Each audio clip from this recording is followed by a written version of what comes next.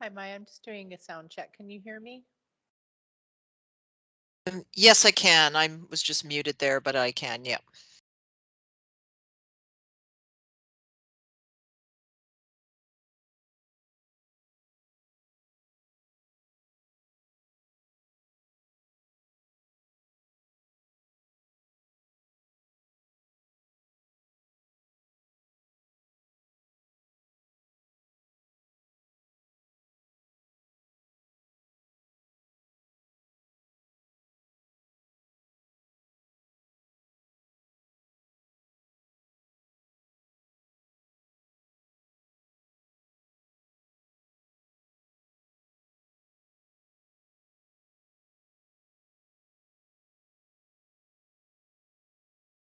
Hi, Kara. Can you hear me?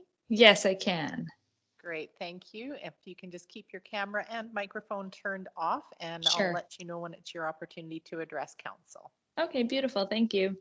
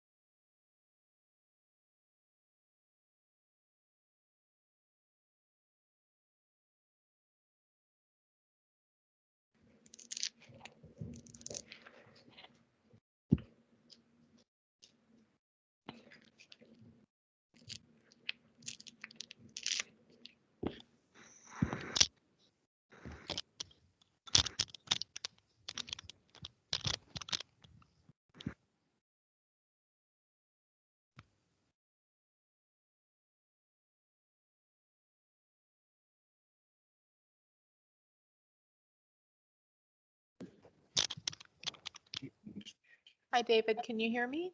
Yes, I can. Hello. Great. Thanks. If you can just keep your camera and microphone turned off, I'll let you know when it's your opportunity to address council. Sounds good. Thank you.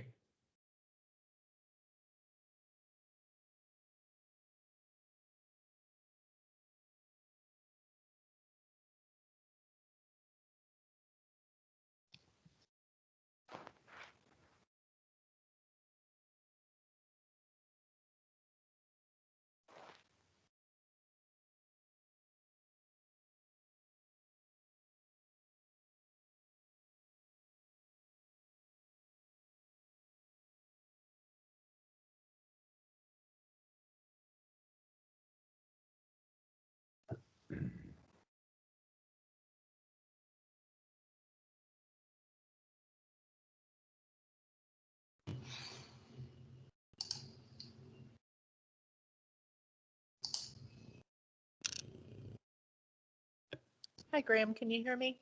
Yes, I can hear you. Thanks. You can just keep your microphone muted and your camera off. I'll let you know when it's your opportunity to address council. Sounds good. Thank you.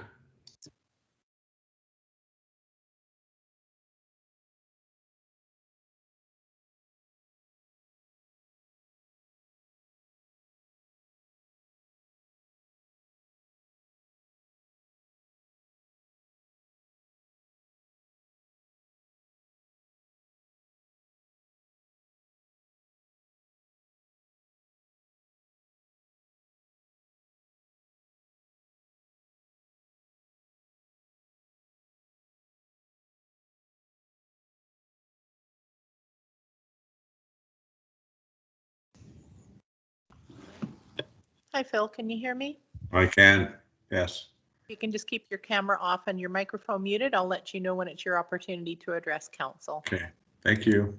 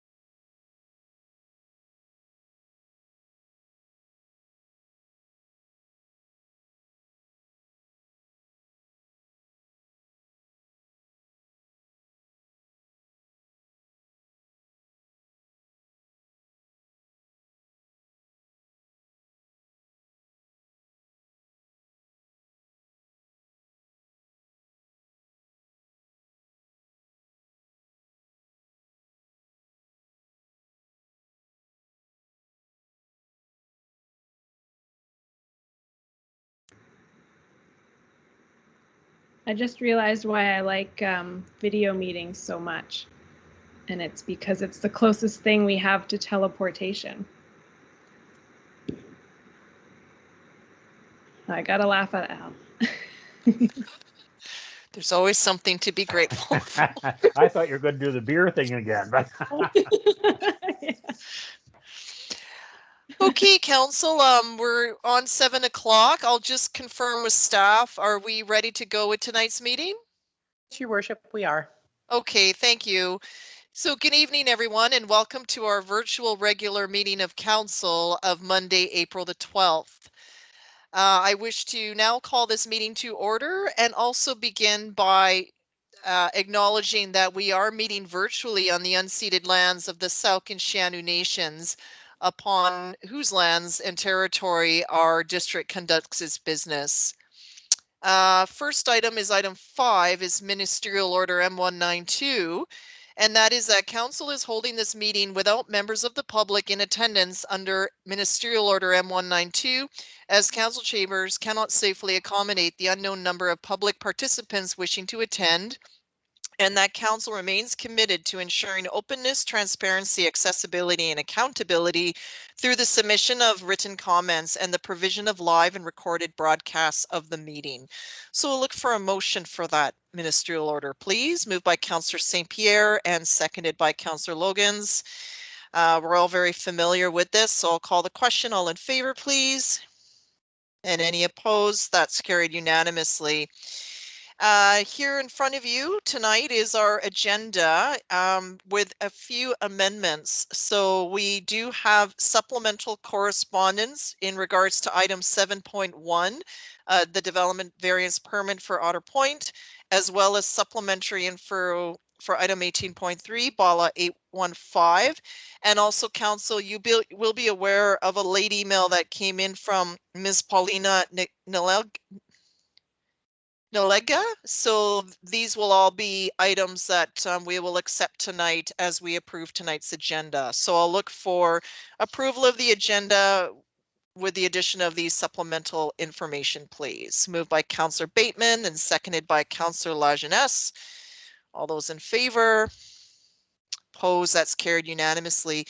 For the members of the public that are joining us virtually, we really appreciate your taking the time to do so. And the reason why you've been asked to mute is just to limit any background noise. And also for video, sometimes our internet connections can be a bit unstable. They can even freeze up a little bit. So that's why we just minimize the video participants so that we can all continue to have a to make maximum use of the broadband that we each have in our own homes. Okay, so this brings us right into item number 7.1. And this is a development permit with variance for 2197 Otter Point Road and development permit for 2201 Otter Point Road. There is some correspondence in both the regular as well as the supplemental. So I'll turn it over to staff, please, to take us through this report. Thank you. Thank you. I'll begin by sharing my screen here.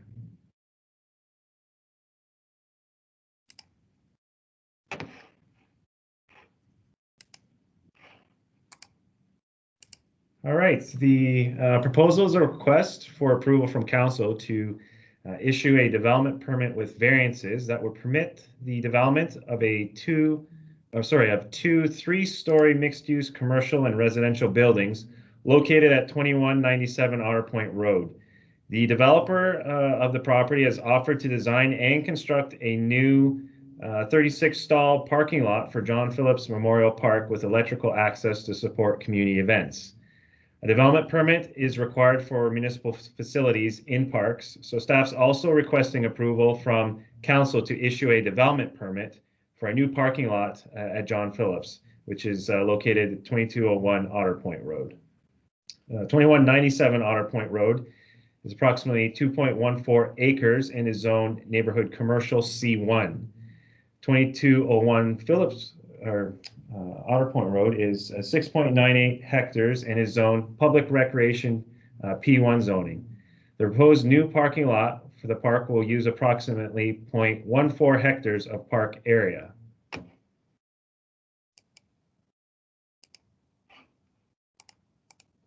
Subject property map on the left side of your screen here highlights the property boundary for 2197, a property that was created back in 2005 through subdivision process.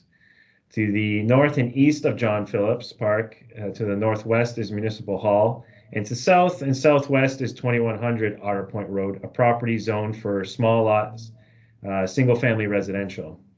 Otter Point Road is an important corridor, and this development will provide a pedestrian-friendly frontage in front of 2197 in the portion of 2201 between the subject property and Municipal Hall. Frontage improvements include a 2-meter wide sidewalk, bus stop, bike lane, street trees, ornamental street lights, swale, and 5 on-street parking spaces. The development will also improve a popular trail connection between 2197 Otter Point and the park, as shown in the general area of the blue star here on the screen. These improvements include rebuilding the existing footbridge, installing cedar rail fencing with signage, removing invasive species, and replanting existing lawn with native species for streamside protection and enhancement. Once improvements are completed, the developer will grant the district a statutory right-of-way for the trail connection.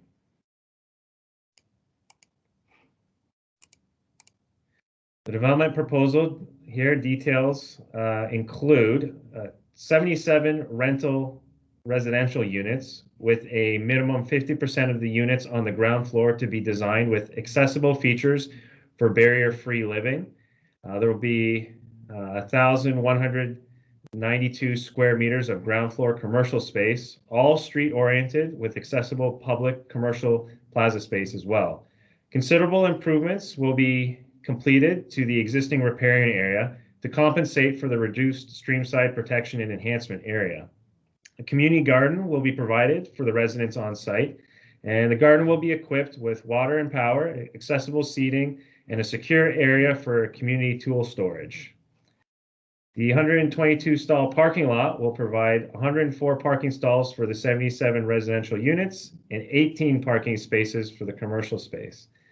With the additional 5 on-street parking spaces, there is 23 parking spaces potentially available for commercial use. A variance is being requested to reduce the residential parking from 116 stalls down to 104 stalls, and from the required 40 commercial parking spaces down to 18.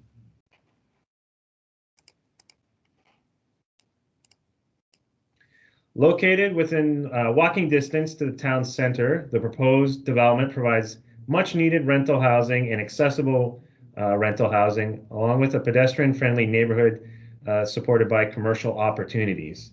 Specific attention has been placed on ensuring the development proposed is accessible, safe, and sustainable for the community, and coupled with developers' amenity contribution to design and construct a new parking lot for John Phillips Memorial Park, which is an excellent example of smart growth.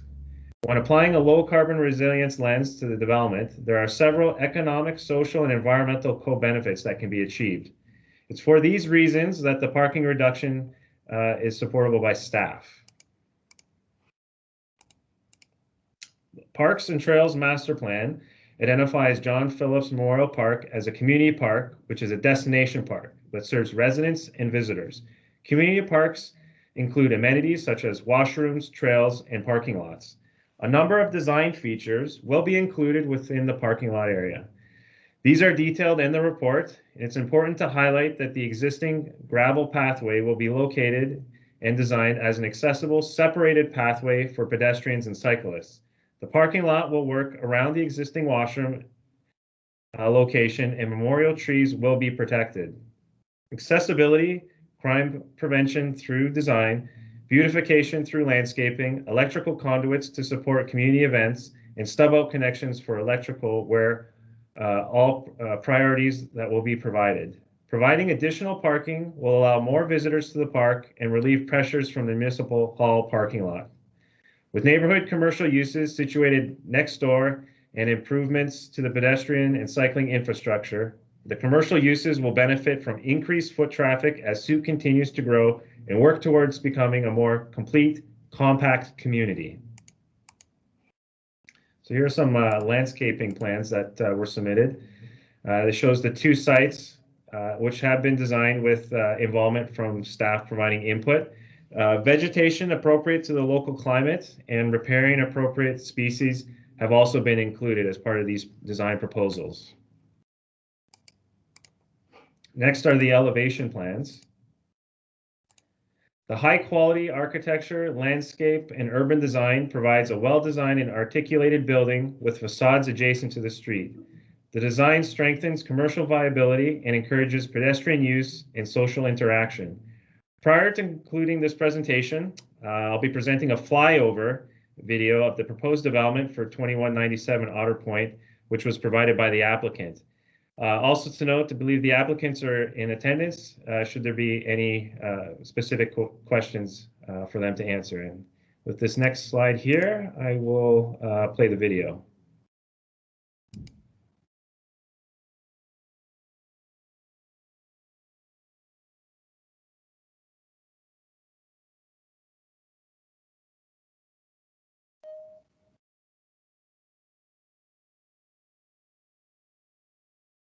That's why I said I'm not sure.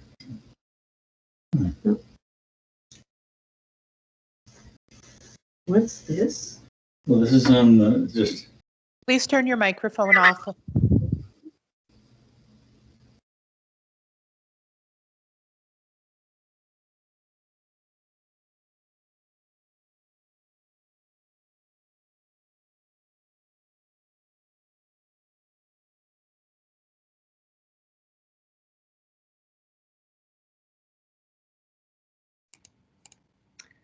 So with that, that shows much of the elevation changes throughout the site with the flyover. And from that, planning recommends issuance of the development permit with variances for 2197 Otter Point Road and issuance of the development permit to construct a parking lot for John Phillips Memorial Park. These applications are consistent with the official community plan and together will achieve an economic, social, and environmental benefit for the community. And with that, that concludes my presentation tonight. Thank you. Thank you, Mr. Powell, for the presentation. So Council, I'll turn first to yourselves for questions, and then we'll go to the members of the public that are registered to speak. It's just, I have one question to start off with for staff, and it's in regard to signage for John Phillips Memorial. So we have installed the trail map and the wayfinding sign for the trails. However, we still have not actually installed a sign to signify John Phillips Memorial Park. And certainly that's something even the family members occasionally reach out to. So with this new plan, I understand that the current washroom will remain where it is, but will the trail sign for the trails move? And also any thoughts on a future like welcome to John Phillips Memorial Park type sign? So with this proposal, yes, you're correct. The washroom and the other signage there should be able to remain in place. In terms of any new signage for the property, as the district is the landowner, we can certainly work with development as it proceeds on that property if it were to be approved tonight to ensure that they're located in an acceptable position. But being a district-owned property, we do have those abilities to make those decisions in future. Yeah, and I totally understand that. I think it's just it's a popular destination, but for anyone that's new, they have no idea, like, is this the park or isn't the park? And I know even one section of this lands most people assume is the park, and that's the corner of Otter Point and Wadham's Way, but that's actually belongs to the development across the road. It's not part of the park, although we think it's the park because it's how we access it. So it's just, yeah, I recognize my question is not quite related to this application, but I just feel that should this move ahead, we should look at installing something that really recognizes the park. So I'll leave it at that. I'll turn to members of council. I can see you all, so I'll look for any questions and then we'll save comments after we hear from the public and we actually have a resolution on the floor. So I'll go to Councillor Bateman, then to Councillor Logans, please. Okay, I have a number of questions, so I'll divide these in half so others can have a turn. first of all, the lot coverage maximum in this neighborhood commercial zone is 70%. And my question is, does that lot coverage calculation include the outdoor parking? So the only time that the coverage was also being included was also the any underground parking gets factored into the calculations. So in terms of meeting the necessary requirements, the maximum lot coverage was not exceeded. So the parking Okay. was not concerned that. Through you, Your Worship, to staff, was an underground parking lot actually considered for this proposal? So we looked at different options in working with the site and the developer, and as it's proposed right now, there is under building parking that is provided for the two buildings A and B, but further from that, given the elevation changes on the site, this was designed to not to be too extensive in the grade changes, and also partly why there is the variance request as well, based on average grade for the site changing. Okay, thank you. As I gave you a heads up earlier today, I was going to ask about, we have 122 stalls of parking, but just 4 EV ready parking spaces. And here we are in 2021. So I'm curious as to why so few. So certainly when we have discussions with new proposals that come forward, one of the requests with working with the applicant is what options are available for providing EV stalls, whether they be stations that are prepared on site as part of the development, or creating future connections. One of the challenges that are always presented to staff is that the zoning bylaw does not have that as a specific requirement for these proposals. So anything that is provided to date is a voluntary addition to a proposal. Anything further to that would be a necessary requirement to change the zoning bylaw to stipulate that as a requirement of a proposal. Also, my understanding with providing for EV charging is that there is a electric component to it in terms of the transformer. So depending on what the requirements are, this might entail having a substation added to a development, and there would be a cost associated with that. So those are all factors that need to be identified upfront with the proposal if that is a requirement for future applications and supported by a zoning bylaw requirement. Okay, so as with the material I shared with you today from Langford, as they move forward with their 100% EV ready residential zoning bylaw, it's much cheaper, much cheaper to install the wiring at the build stage as opposed to later in the game. And of course, by 2035, and this building is just getting into its first decade, probably most of those renters will be driving electric vehicles. So my final question in this first round regards parking, and my concern that the public parking lot will be a very tempting place for either resident visitors, or if there's no more commercial parking space, for them to park there and therefore defeat the purpose. How does the district plan to work with that possibility? Certainly, as it's municipally owned property, it will be for staff to determine what the necessary enforcement options may be available for that site, if that is something of a concern. But as it stands right now, being municipally owned property for the use of park space, that's the intended use, and any potential uses outside of that will then be dealt with through bylaw. Who are steps away. Okay, thank you very much. Thank you, Councillor Bateman. Over to Councillor Logans, please. Thank you. I was really just hoping to hear from the applicant, if I may, through you, Mayor Tate, because I think this is really wonderful, and I want to know a bit about what their concept and design, concept and inspiration was for this design. Okay, so perhaps what I'll do is I'll invite the applicant to speak, but what I'd like to do is I'll just see if there's any other questions from members of council that will need the applicant to answer, and then they can sort of capture all of that at once. And then, Okay. may I just return to that question when you do? Yeah, absolutely. Yeah. Thanks. Thank you. Councillor St. Pierre?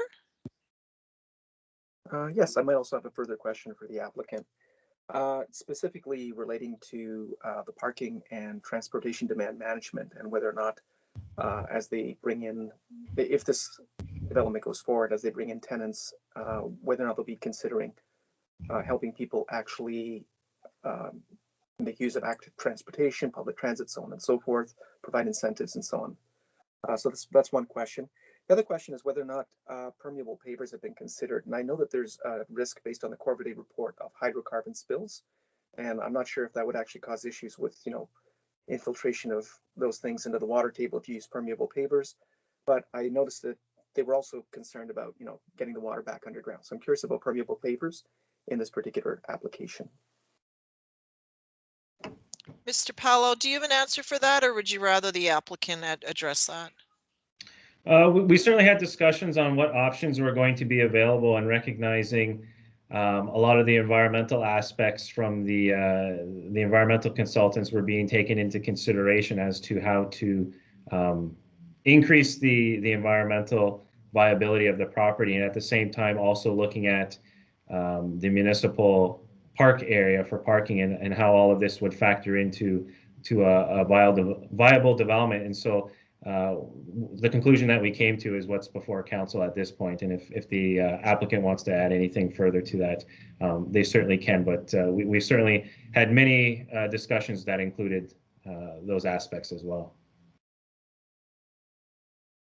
Thank you, Mr. Paolo. Was that all your questions, Councillor St. Pierre? Yes, but if the applicant is willing to comment on the permeable surfacing, because we're looking at a huge amount of space covered with parking, and even to the front facing Otter Point, you're looking at a lot of concrete or pavers. And it does seem like it would be a reasonable usage and a very high visibility. And so a really good model for the community in terms of how this could be done. But that really depends on whether or not the applicant is interested in that sort of thing, because certainly we don't have the tools in place in terms of our codes to enforce something like that. But I'm curious to whether the applicant would consider that kind of material. Yeah, and I'll invite the applicant to sort of address all of us together rather than going back and forth. I'm just looking for efficiency, so sort of gathering all of council's questions first, and then we'll go from there. Councillor Lajeunesse, please.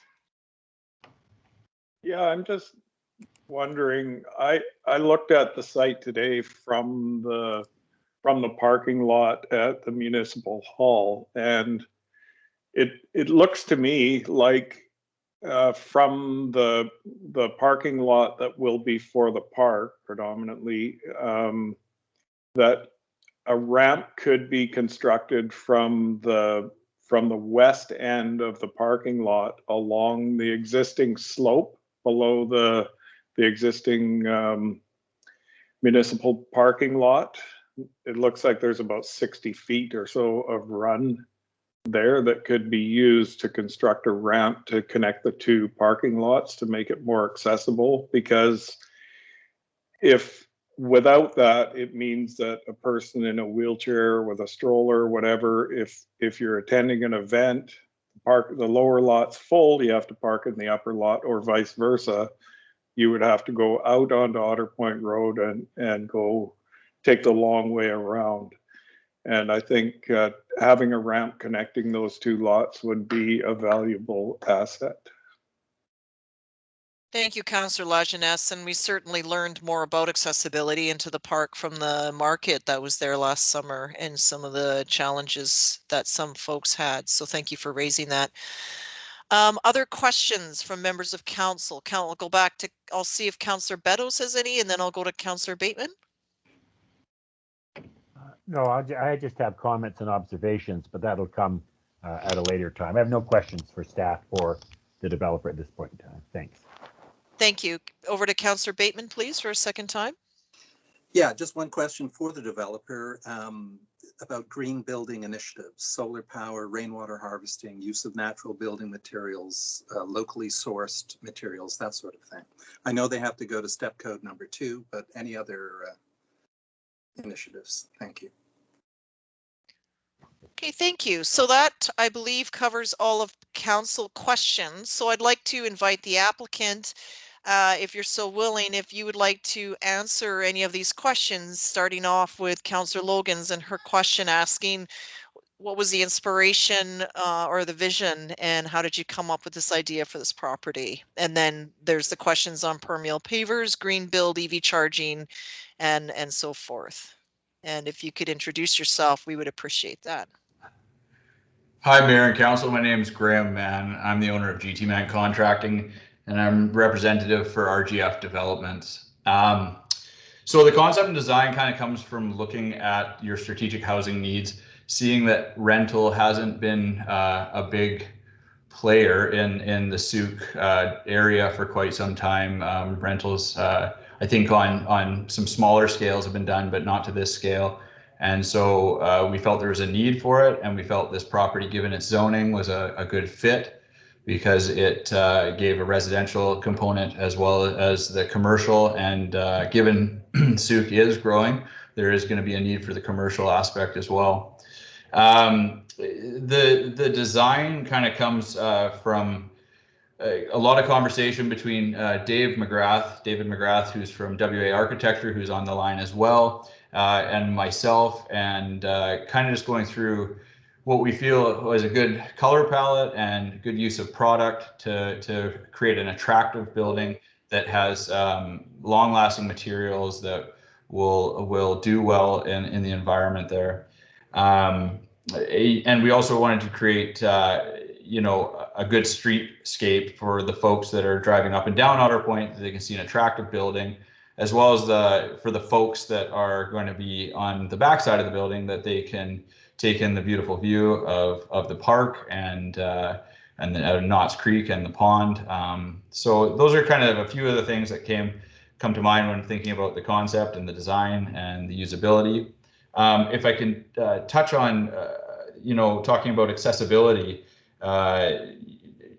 we did look from the municipal hall through to that property, and David might be able to touch on it a little more in a moment, but in working with engineering, there's certain grades that we have to maintain for accessibility, and I believe it was determined that it was a bit too steep at the one point, so that was why it was determined to go back out to Otter Point. But between engineering and ourselves, there's been a lot of discussion about how to make that work, and be a successful integration with one another. As far as transport incentives, we haven't really looked down that. In some other developments we've been involved in, we've looked at transit passes, and we've had, unfortunately, minimal success in buying.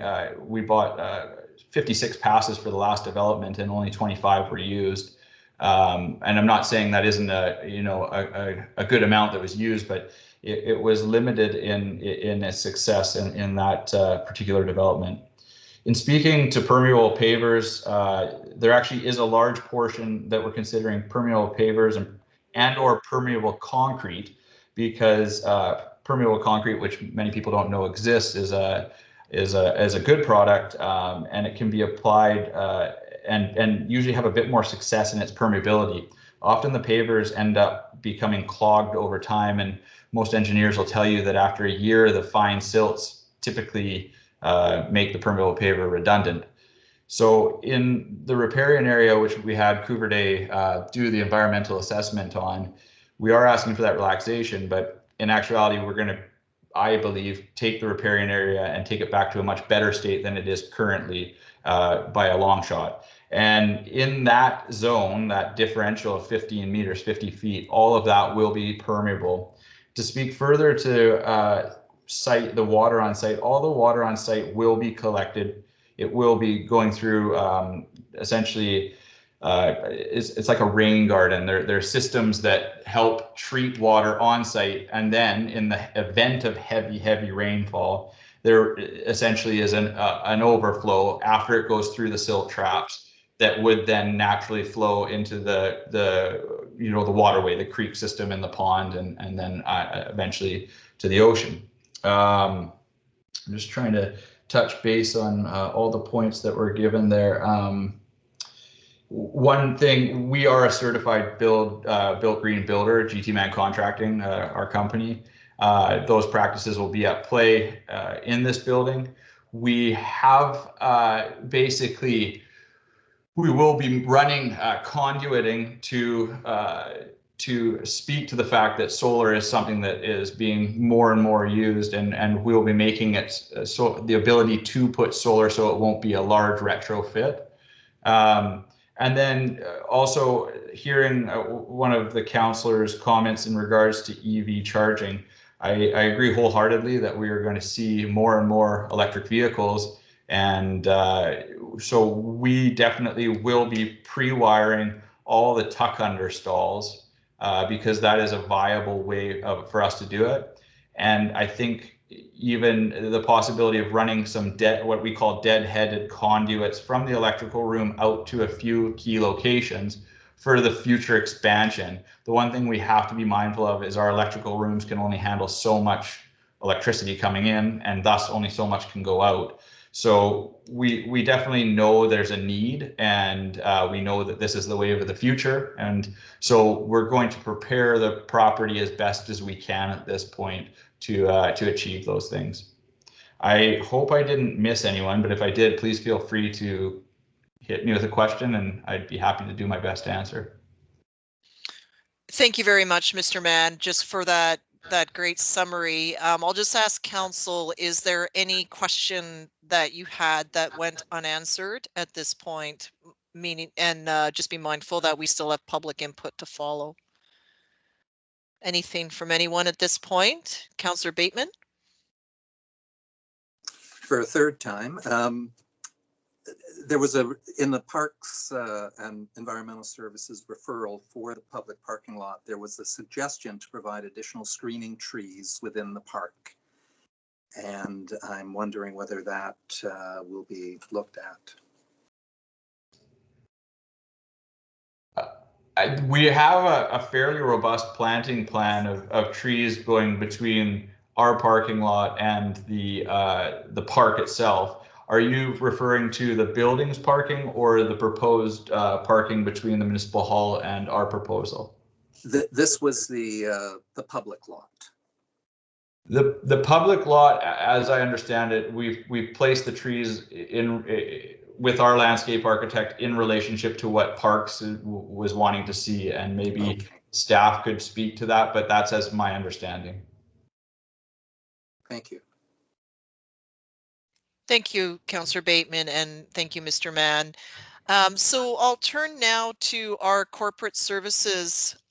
Please, if you could introduce any speakers that are registered to speak on this item, and then council could have the benefit of those speakers, and also note that we have 1, 2, 3, 4, 5 pieces of correspondence related to this item. So I'll go to Ms. Machada, please.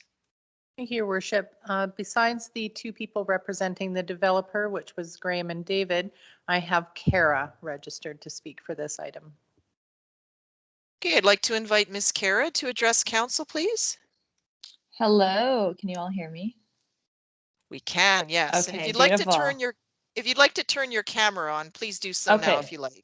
Okay, hold on. I'm on my phone, so we'll see how it works out here. Oh, yeah, there I am. Hi, this is my first council meeting, so I've only ever really seen these on Parks and Recreation, and I'm very pleasantly surprised. It's much more orderly than I expected. So anyways, yeah, thanks for giving me the opportunity to speak. I just read about this morning, so I kind of looked over the proposal. I'm not, I just more have, I guess, commentary and a bit of question. I use that park almost every single day. I live just basically across from Municipal Hall. And I guess my concern is the commercial aspect of it, kind of thinking about the direction that I would like to see Souk go. I mean, I've been here for 4 years. I came over from the Lower Mainland, and we cherry picked sort of Souk as a place that we wanted to be, based on sort of the community aspect of it. And that park is such a community hub, and I think that there's such a potential for, in terms of a commercial space, to really be integrated as part of the park. And I guess the current design, my issue is that it seems like the commercial space is really centered on, I guess, the Otter Point frontage, which I don't know in terms of like pedestrians accessing it. I mean, there's not a ton of pedestrians walking through that way. I would argue there's way more through the urban trail. So I was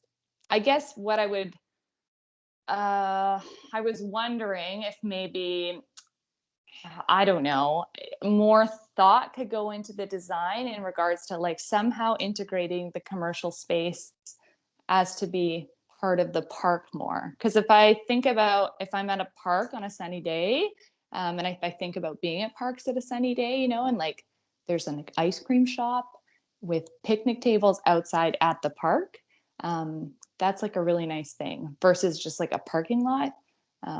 So I guess that's my main concern, is that the parking lot feels like it fractures the park, number one, and I think there's a missed opportunity for that commercial opportunity to actually get the benefit of being, on a park. So really, that's all I wanted to say. It was just kind of quick, but yeah, thanks for letting me speak, and thanks for hearing my input, and good luck. Well, thank you, Ms. Kara, for joining with us today and for taking the time and also the interest in what's happening close by in your neighborhood. I think for a long time, actually, the trail system within the park is fairly new. It's only been there in the last 5 or 6 years that it actually kind of went in. There wasn't much. So we saw more folks using Otter Point Road until the trail system within the park was developed, and then that shifted pedestrians into the park because it is much more pleasant to do so. And then prior to what's there, this was actually all part of a golf course.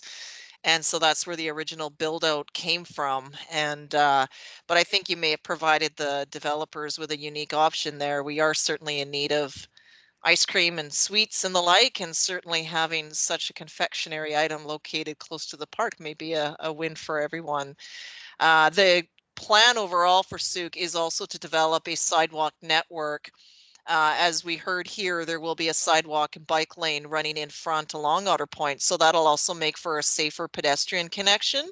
But we're also hoping to have a proper sidewalk system extend all the way down Otter Point to where it connects with Souk Road, the highway, which will make it safer for all modes of active transportation to connect up. So we're just waiting for hopefully a positive outcome to a grant there. And then with the other property that's vacant, it does have zoning, but they will be putting in more pedestrian focused infrastructure, sidewalks and the like on the opposite side. So we are seeing Souk change, certainly, but a big focus is to get active transportation going so that folks can feel safe, whether they're on Otter Point or within the park itself. So I hope that provides a little bit of context and some comfort to you with what is being proposed here tonight.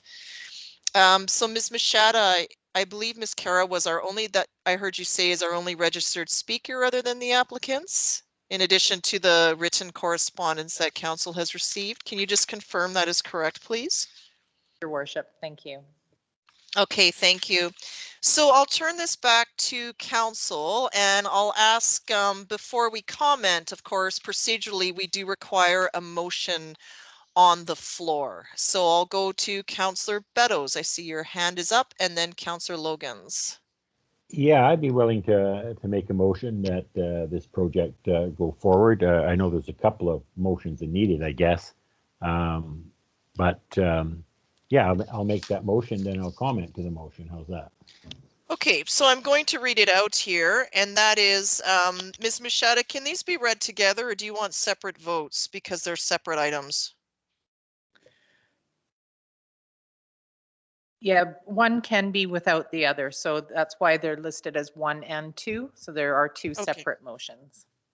Okay, we'll start with the first one, and that is that council authorize the issuance of development permit with variance application PLN 01527, a permit to reduce required parking spaces, increase maximum height, increase maximum floor area, and reduce the setback from natural boundaries of a wetland for 2197 Otter Point Road for the purposes of allowing 2 3-story mixed-use residential commercial buildings and landscaping. So that's been moved by Councillor Beddoes and seconded by Councillor Logans. So I'll go to Councillor Beddoes first to speak on the motion, then Logans, please.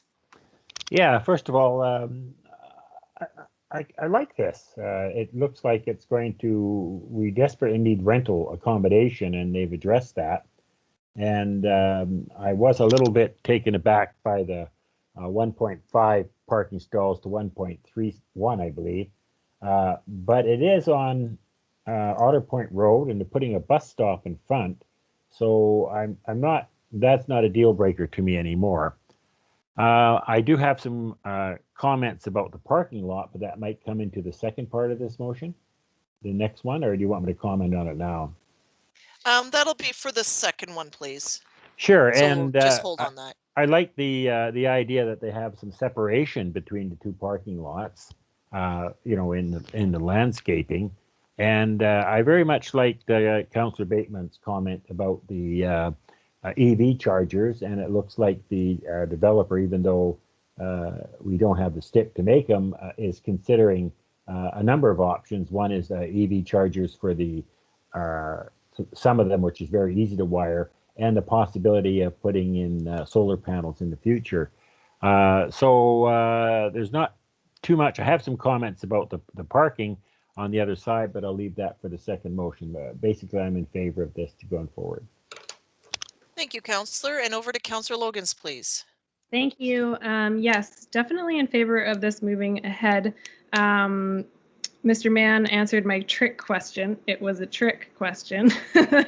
I wanted to know if part of the inspiration for this was the need for rental housing, and you did address that. So that was really good to hear.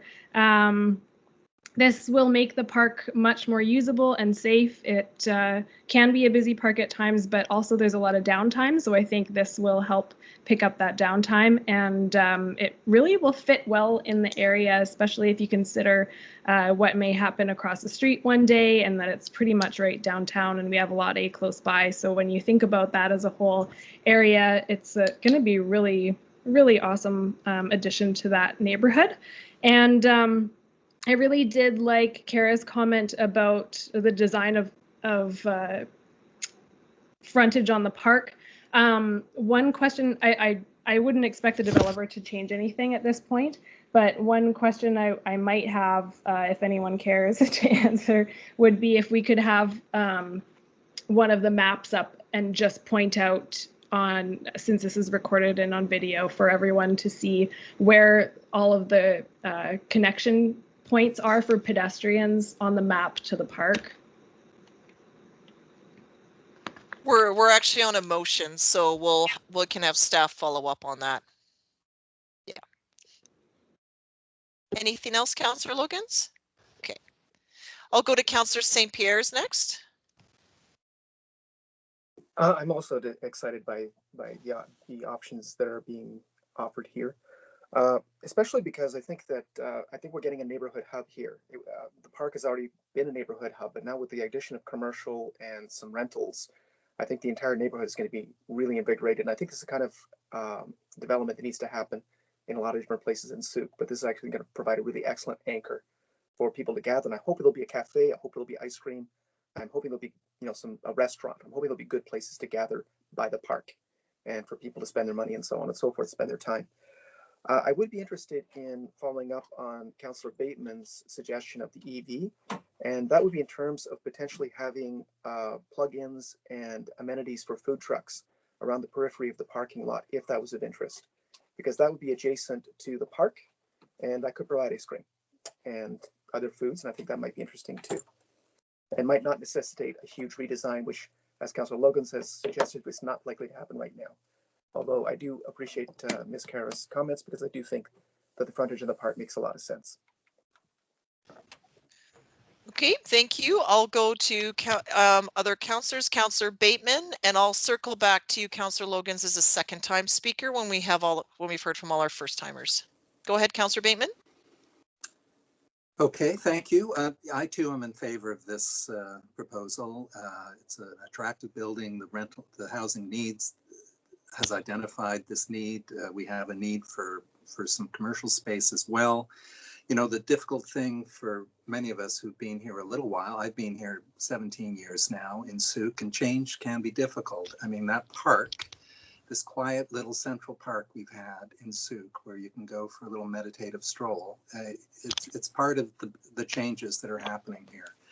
And this is a piece of rare commercial zoning in this part of town, and the applicant is utilizing it in a skillful fashion, it seems to me. I'd love to have seen that parking lot entirely underground, but that's not possible in this case. Good to see the permeable parking in the streamside protected area. Yeah, so those are all comments. I hope that, okay, I'll save that for part 2. Yeah, thank you. You know, one remaining concern is that at Mulligan's and at Speed Source, it's always been a bit of an issue getting out of that spot because we've got a S-curve and an S-curve on the other side. So I think Mulligan and regulars in the old days used to play a bit of a bingo game. Who's gonna? So I think that needs to be a concern for the developer and the district to ensure that's a safe section. Thank you. Thank you, Councillor Bateman. Councillor Lajeunesse, any comments on the motion? No, I'm in favor of this project. I think it'll be a good addition to the neighborhood, as has already been mentioned. And yeah, I'm looking forward to seeing it get off the ground. Thank you. Councillor Logans for a second time. I just wanted to, I know there's a motion on the table. I just wanted to make a subtle point that we went straight from public comment right into a motion, so there was no ability for us to ask questions on behalf of the public members based on what they mentioned. So that was sort of why I brought up the pedestrian connectivity question during the motion. Okay, no, that's fair. Thank you. Councillor St. Pierre? Just one further comment in response to some of the correspondence we received. There were concerns about whether or not this was actually going to promote bike access, but I think that as we've seen from the presentation and from the emphasis on the sidewalks, on the bike lanes, on the connectivity, there's a huge amount of benefit to the community in terms of actually increasing that connectivity and active transportation. I think there were concerns as to whether or not the density was appropriate, and density is what we actually need in order to actually make our parks useful, keep it tight, and make that active transportation and retail work. This is a good use, and we definitely need the rental. So just in quick response to some well-met concerns and some valid concerns on the part of the public, these things have been considered, but this development does address in positive ways many of these concerns. Okay, thank you, Councillor St. Pierre. Just some comments from myself. I am in favor of this application, and I support the parking variance. We are wanting to move more to active transportation and to find ways to do that. I think perhaps that the transit pass uptake might improve when transit service improves to Souk. That's often a challenge and why transit use isn't as high as we want it to be, although Souk is a great user of transit services. And the great thing about this project, though, is it is located on the Route 61. So the main route coming in and out of Souk, it's right there. And to have a stop right in front of this is excellent. It's a great way to incentivize or even to provide that option for renters, because the bus will actually stop right in front of your house and you don't have to walk to it. So that's great. I love how we will have access fully around the pond. I think there were good reasons why that was closed off, but now the public will be able to make full access. There's always been thought that we could mark them, like in kilometers, so that we could create sort of a running loop, or how many kilometers have you done? That sort of thing may increase. It may put in a need for a like a running room, or front runners type of retailer selling running shoes out of this location, because it'll fit with just the active component of here. And this is, as we know, with the Stickleback Trail system, it's a great place to start from, and you can end up all the way up Manuel Quimper Park on the trail network now, if you like. So having a retailer that may focus on that possibility would be wonderful. And I do feel that it'll lead to an interesting neighborhood hub here. So I also appreciate the developer sharing the work that they'll do to actually improve the SPIA area, and also feel that I would like to encourage you to really showcase your built green contractor status.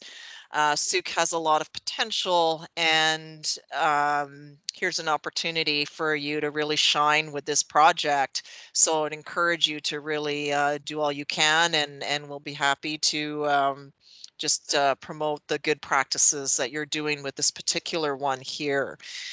I love that it's solar ready, and that the pre-wiring has been thought of. And then hopefully, as transit improves, as we know with our active plan, it will be, as well as all of the trail connections we're doing. Ideally, maybe you'll have vacant parking stalls in the future that the occupants will not require, because they'll easily be able to get around Souk, find local employment, even down at the bottom of the elevator. I don't know if everyone wants to live and work that close to home, but it will certainly provide that opportunity. And I appreciate the time you took to look at our housing needs report. While we do have some projects coming on, that was all contemplated and incorporated into the plans. And we knew that there was still going to be more units needed, particularly for young people in the workforce that are looking to build up their equity to hopefully get into a unit. So I'm in support of this, and I appreciate all the details that you've shared. So I think that concludes our discussion. This matter has been moved and seconded, so I'm going to call the question on this. All those in favor, please. And that's carried unanimously. Thank you. So the next one goes to item 2, and I just want to check, just given what Councillor Logan said about moving straight into a motion, was there any questions for staff based on what you've read or heard from the public that you may have outstanding before we move straight to the next motion? Because at that point, I'll be looking for comment only.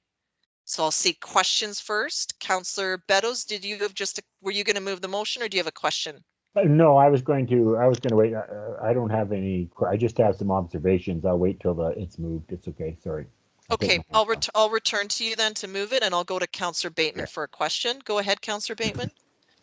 Okay, so just in reference to the letter we've received from the Souk Country Market, they have noted the tie downs that I think it's item G on that list, exploring the feasibility of tie downs on the curb in the parking lot. And they're noting that while those might be useful for other clients, they would also need tie downs within the parking lot, it seems. Anyway, I think it's important that as this moves forward, the country market be referred to the management of the board of directors, and given that that has proven to be a very successful spot for them. They're concerned about overnight vehicles in the parking lot, so on Saturday morning when they arrive, it might be difficult for their vendors to get in. They're also looking for a vendor drive-in access spot. So those aren't questions, but the recommendation would be to please read this letter carefully. Thank you. Okay, thank you, Councillor Bateman. Councillor St. Pierre, and I'll go to Councillor St. Pierre, then I'll just see from staff if there was any reply to Councillor Bateman's questions, but I'll go to Councillor St. Pierre as he has a question as well. Go ahead, Councillor. Just a very quick question based on the BC Transit feedback that we received. At one point, they mentioned that pedestrian improvements on the park frontage as opposed to the street frontage could be considered. I was wondering if maybe either the developer or staff could consult with BC Trans and see what they were suggesting and recommending on that, because I think certainly that falls in line with what's been suggested tonight as well. Okay, so I'll turn it over to staff. I think just from an observation, there's no stop at all in that area. Right now, the bus goes all the way up and it stops just past Rhodonite. And then I think the stop before is in front of the Soup Brewing Company. I don't think there's a stop in between. So one at this site would be ideal. But I'll just ask Mr. Paolo if you have any comment in terms of the two items raised by the councillors. Certainly. So when we proceed with moving forward with any form of development that's to incorporate a BC Transit stop, we continue those conversations with them to make sure that the proper installation is provided and that there's a necessary space provided as well for the stop for the bus along that way, and coordinating where a shelter is going to go on one side of the road versus the other. So that's all part of the process when we get to the building permit stage, because at that time there's the indication that construction is going to be proceeding, and along with the frontage improvements, those pieces for transit are also included as part of the developer's responsibility. Okay, thank you. I'd just like to clarify. Councillor, I'd just like to clarify that I wasn't talking about the where the stop goes or the street frontage, but the park frontage. So the BC Transit feedback included comments about improvements to the park frontage, which would be the interface between the parking area and pedestrian connectivity at the park, I believe. And so I was curious as to whether or not we could maybe make use of, I forget her last name, but the planner, Adriana, may have some comments that could be valuable. I'm sure that the process for the bus stops is well handled and that's just fine. I had no concerns about that, Mr. Paolo. None at all. Okay, thank you. Did you have any comment about Councillor Bateman's comments about tie downs or the like in the parking lot? So as we had stated in the staff report, what we were trying to have the applicant provide was kind of a large range of opportunity for any form of community event. So recognizing right now that the park use permit is specifically for the farmers market, if there's opportunity for them to in future and taking out subsequent park use permits to utilize those tie downs, that's certainly an opportunity available. But a lot of the park use itself would be addressed through the park use permit process, and anything in addition to the parking lot is an additional convenience that the applicant would be looking to assist with any form of community event. Okay, thank you, Mr. Paolo. I'll go back now. We do have a motion in front of suggested recommended action, and that is that council authorize the issuance of development permit PLN 01577, a permit to allow for the development of municipal facilities parking lot for 2201 Otter Point Road. So Councillor Beddoes would like to move that, and then as a seconder, Councillor Logans, I believe I heard you. Okay, so Councillor Beddoes, comment? Again, I go back to some of the comments of the residents that sent those letters in. I believe we all did read them. I certainly did with great interest. Some of them I think can be addressed. That parking lot will be ours, and we have the control over it. If we have people parking from the complex next door overnight, we can restrict the parking, that no parking after 9 o'clock. Or 4 hours, or any of that thing. And I liked somebody commented about food trucks, which I think is a good idea. But we could even put a food truck stall there and have an ice cream vendor or somebody right there in our parking lot. That would be right on the park's border. So that's in our control. And once this goes through, once it's built for us, those extra little goodies like tie downs and things like that, if the developer doesn't do it, we can do it. I don't think it'd be a very expensive thing to do. And I think all the concerns that the public had, and I believe the farmers market wrote quite an articulate letter, but again, that's controlled by us, and we can have it roped off for the Saturday market morning or whatever it is, a certain portion of that parking lot for them. And that's well within our rights. So there's nothing here that we couldn't be managed. And I think for the overall good of the community, to have a parking lot, because there are people that cannot bike and walk down there, to have that parking so they can now enjoy this wonderful park that is, to me, grossly underutilized over the years. I think the whole thing is a step in the right direction. And boy, I give our credit to our staff that worked out that arrangements to have that parking lot made or put in. Will just be a bigger asset to the community. So I'm very much in favor of that parking lot. Thank you, Councillor Beddoes. Over to Councillor Logans. Yeah, really happy to see this. I'm glad staff and the applicant were able to come up with this concept. It's nice to have a parking lot that is in this pretty much a spot that I've always envisioned it since the sale of that property. And it works for the market. It works because it's nice and close to the municipal hall. And I like that it's separate from the property's parking as well. Yeah, so I'm definitely in favor. Okay, over to Councillor Lajeunesse. Yeah, I'm sorry, I hate to keep harping on this accessibility thing, but as a user of wheelchair myself, and I have an engineering background, I would be more than happy to meet with the applicant and with staff to just take a look at it and show you what I had in mind for wheelchair access and a ramp. And so you can get in touch with me, and I'd be happy to meet you on site and take a look at it. Thank you, Councillor. Other comments from other members? Any first-time speakers on the motion? I'll go to Councillor Logans then for a second time. I just wanted to ask Councillor Lajeunesse if he wanted us to amend the motion to include that staff and the applicant consider that offer, or if you're happy with us just moving forward. If that's an option, sure, we could do that. It's always an option. I would support it. I don't know if it's friendly or not, but It's not, so let's just deal with the main motion in front of us, and then if you wanted to do a follow-up, we could do that separately. Okay, anything else on the main motion? Okay, seeing none, I'll call the question. All those in favor, please. And that's carried unanimously. Thank you.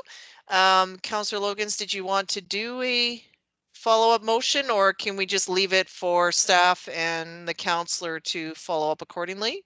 I think it's important to have a motion on it. That way it's in the books and we know that it's going to happen for not just our council member, but families who will be using the park and other people who need it to be more accessible. I think it would be a great asset if it's doable for the applicant and also the community. So I would make a motion that we further address any, or perhaps investigate accessibility options between the applicant and the District of Sauk. Okay. Ms. Machada, did you capture that motion made by Councillor Logans before I go to a seconder?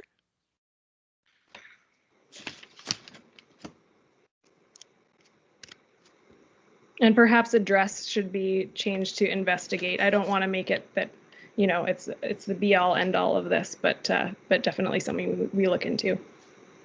Okay, I'll just check with our corporate services. Do you have that motion?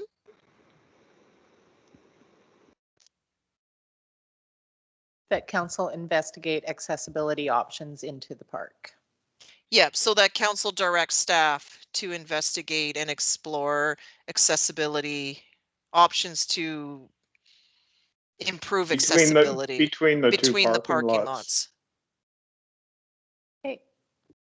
Okay, so that's moved by Councillor Logans and seconded by Councillor Lajeunesse. Okay, on the motion, anything further, Councillor Logans, to motivate? Councillor Lajeunesse, anything further? I see you, Councillor. Oh, I'm good. Beddoes is the seconder. Go ahead.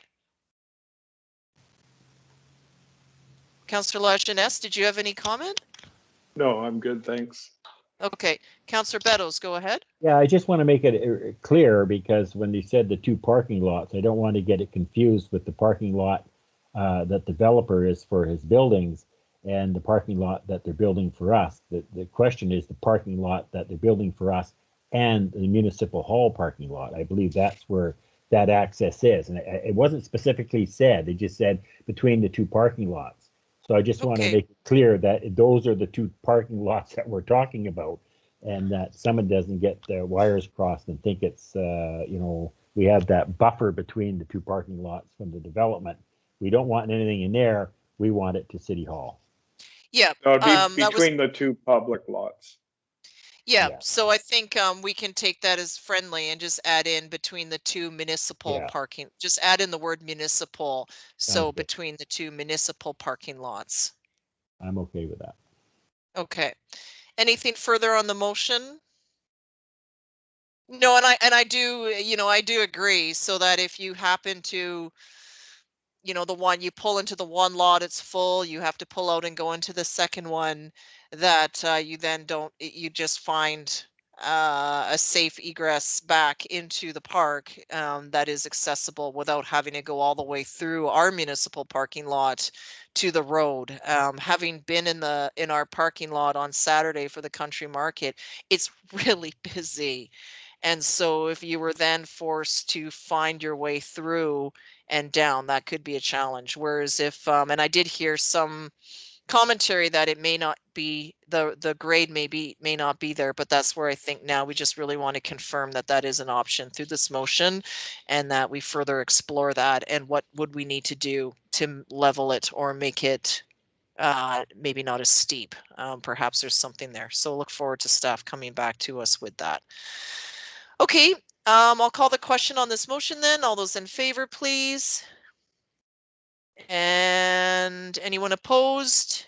And that's carried unanimously. Okay, thank you everyone for your time on this item. It's currently 8:06, so we're moving on into item 2 here.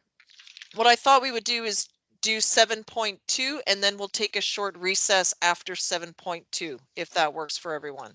Okay. So next up is the development variance permit for 2034 Maple Avenue South. So we have our staff report here, but I'll turn it over to staff just to provide us with a with their report on this item, their presentation. Thank you. I'll just start here sharing my screen. All right, the District of Sault received a development variance permit application for a property located at 2034 Maple Ave South to facilitate a new residential duplex unit currently under construction. The applicants requested to vary the zoning bylaw section 3.22b, which is the setbacks for water, to reduce the setback from the required 30 meters to 15 meters. A qualified environmental professional has recommended that a streamside protection enhancement area can be reduced to a setback of 10 meters in the riparian areas assessment report, and made recommendations also on management of the water course. Located south of Grant Road near the Eve Grove Park, the subject property is predominantly flat with limited steep slopes, falls within the identified Knotbrook watershed, is approximately 1,000 square meters in size. Subject property is currently zoned large lot residential R1, and under the zoning bylaw is designated community residential in the OCP. Under the R1 zone, a property owner is permitted to construct either a single family dwelling or a duplex unit. Under the building permit, the owner has applied to construct a new residential duplex unit, and construction of the unit is currently ongoing at the owner's own risk. Survey shows that the duplex unit has been sited 17.56 meters away from the stream's watercourse. The applicant is requesting a reduction to the required natural boundary setback to the watercourse, which is the required 30 meters, down to the 15 meters to permit the residential duplex unit to remain as currently sited. They've requested an additional 2.56 meters to provide a further buffer between the duplex unit and the side property line. Following provincial regulations, the environmental consultant identified that the streamside protection enhancement area for the water course that occurs within 30 meters of the property had been calculated to be 10 meters. An environmental monitoring program has been identified as a requirement for the applicant to follow throughout the remainder of the development process. The application to vary the required natural boundary is supported by the professional's report, and the province has also accepted the streamside protection enhancement setback recommendation in the environmental protection measures.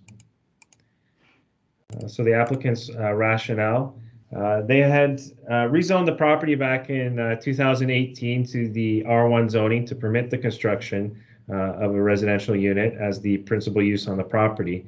Then in 2020, the district amended the zoning bylaw to require the 30-meter setbacks to any identified natural boundary water courses for a stream so that it would align with the provincial guidelines for riparian enhancement areas. As mentioned, the construction of duplex unit aligns with the official community plan within the community residential land use area, and the duplex is currently sited outside of the streamside protection and enhancement area that was identified by the environmental professional. Based on that, should denial of the variance request occur, there would need to be partial deconstruction of the duplex unit. Prior to submitting the riparian area protection regulation assessment report, the qualified environmental professional also submitted a conditions and impact assessment report as this construction had already occurred. That was submitted to the province, which has been reviewed and also accepted by the province. Staff support issuance of the variance based on that provincial acceptance, and this would allow the current site of the duplex to be in conformance with the variance requested for the zoning bylaw, and that the building permit could at that point be issued by the building department. Based on the streamside protection enhancement area's recommendation and support from the province, staff are in support if issuance of the development variance permit for 2034 Maple Ave South. That concludes my presentation tonight. Thank you.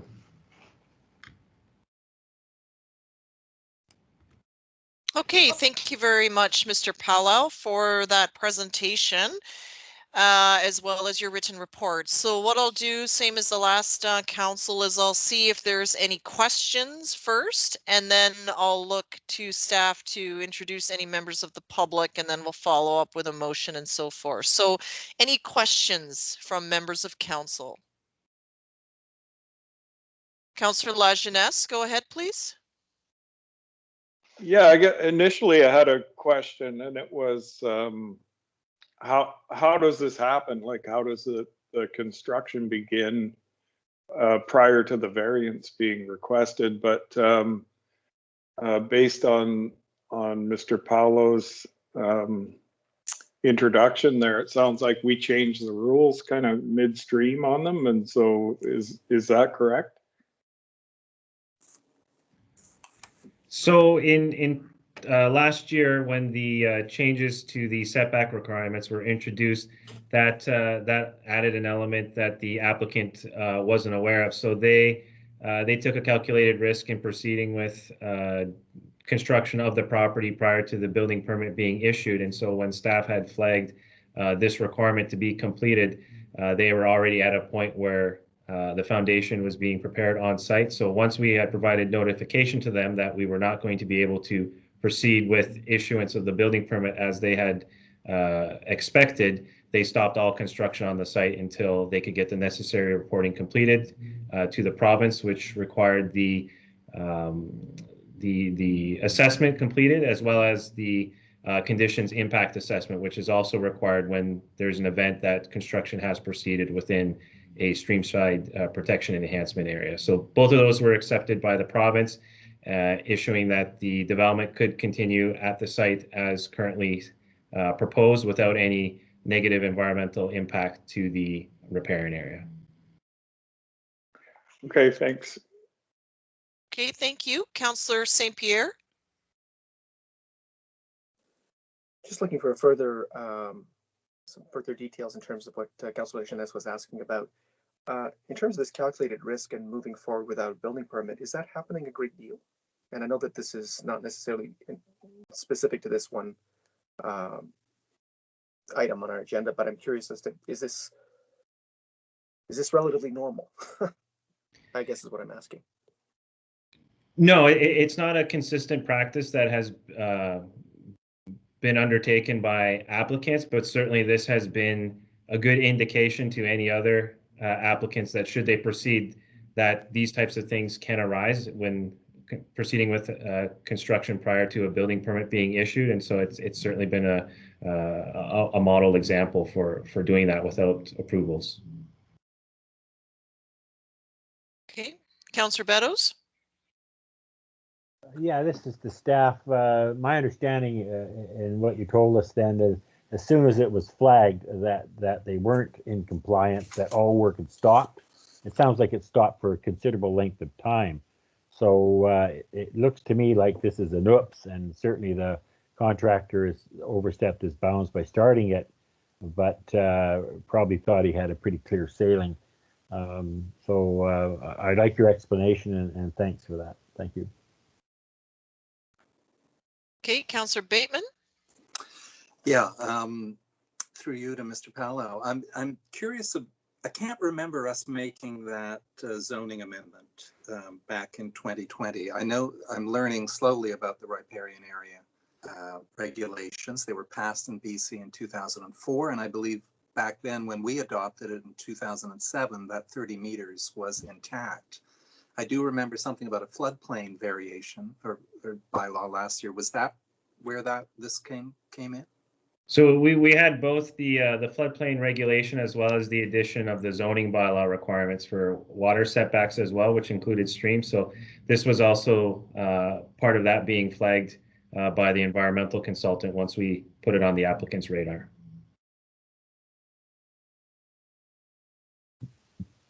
Okay, thank you, members of council. So I'll ask, and thank you, Mr. Pallow. I'll now turn to our corporate services manager to introduce any members of the public that are registered to speak. And if I see this correctly, I don't have any written correspondence from the public on this item, so I would appreciate just confirmation of that as well. Thank you, Your Worship. Yes, there is no written correspondence. I have two registered speakers. The first is Phil Buchanan. So Mr. Buchanan, if you'd like to turn your camera on and your microphone, and it's your opportunity to address council. Thank you.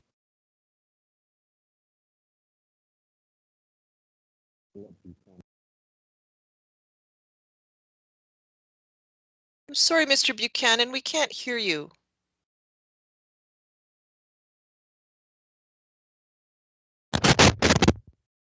I heard that.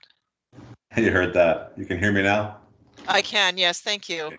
I've got no specific questions or input. I just wanted to be available in case there were questions regarding the application. So I'm here if there are further questions, but staff addressed it quite thoroughly. Okay, thank you, Mr. Buchanan, for making yourself available tonight. On that, we'll go to the next member of the public, please. Ms. Machado, go ahead, please. Registered speaker is Bruce McMillan. Mr. McMillan, if you'd like to turn your camera and your microphone on.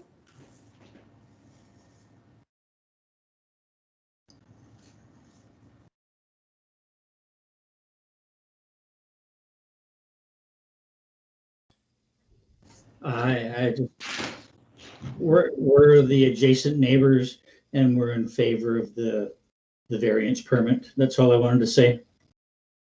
Okay, thank you, Mr. McMillan, for joining with us and for making yourself available and commenting. We really appreciate that. Thank you.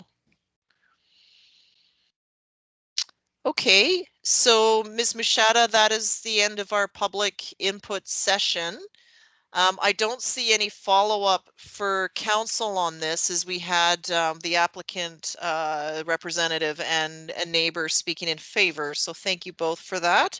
So I'm going to go to the recommended action, and that is that council authorize the issuance of development variance permit PLN 01566 for 2034 Maple Avenue South, a permit to reduce the required setback to a natural boundary of a water course from 30 meters to 15 meters for the purpose of facilitating a new residential duplex unit currently under construction on the property. So I'll look for a member of council to move this So moved. or to suggest something else. So moved by Councillor Bateman and seconded by Councillor Beddoes. Any comment, Councillor Bateman, as the mover? No comment. Thank you. Thank you. Councillor Beddoes is the seconder. Okay. Any comments from anyone else on council? I think the report and the staff presentation covered it off. So on that, I'll call the question, please. All those in favor? And anyone opposed? That's carried unanimously. Thank you, everyone. Okay, so as stated earlier, I think this is an appropriate time to take a short health break, a short health and stretch break. I see it's currently 8:20, so perhaps if I could have members of council back for 8:26, 6 minutes. If that works for everyone, and the members of the public can now exit the meeting should they, unless, well, you're always free to stay with us for the rest of the meeting. I'll leave that to you. Thank you, everyone. We'll see you back here shortly.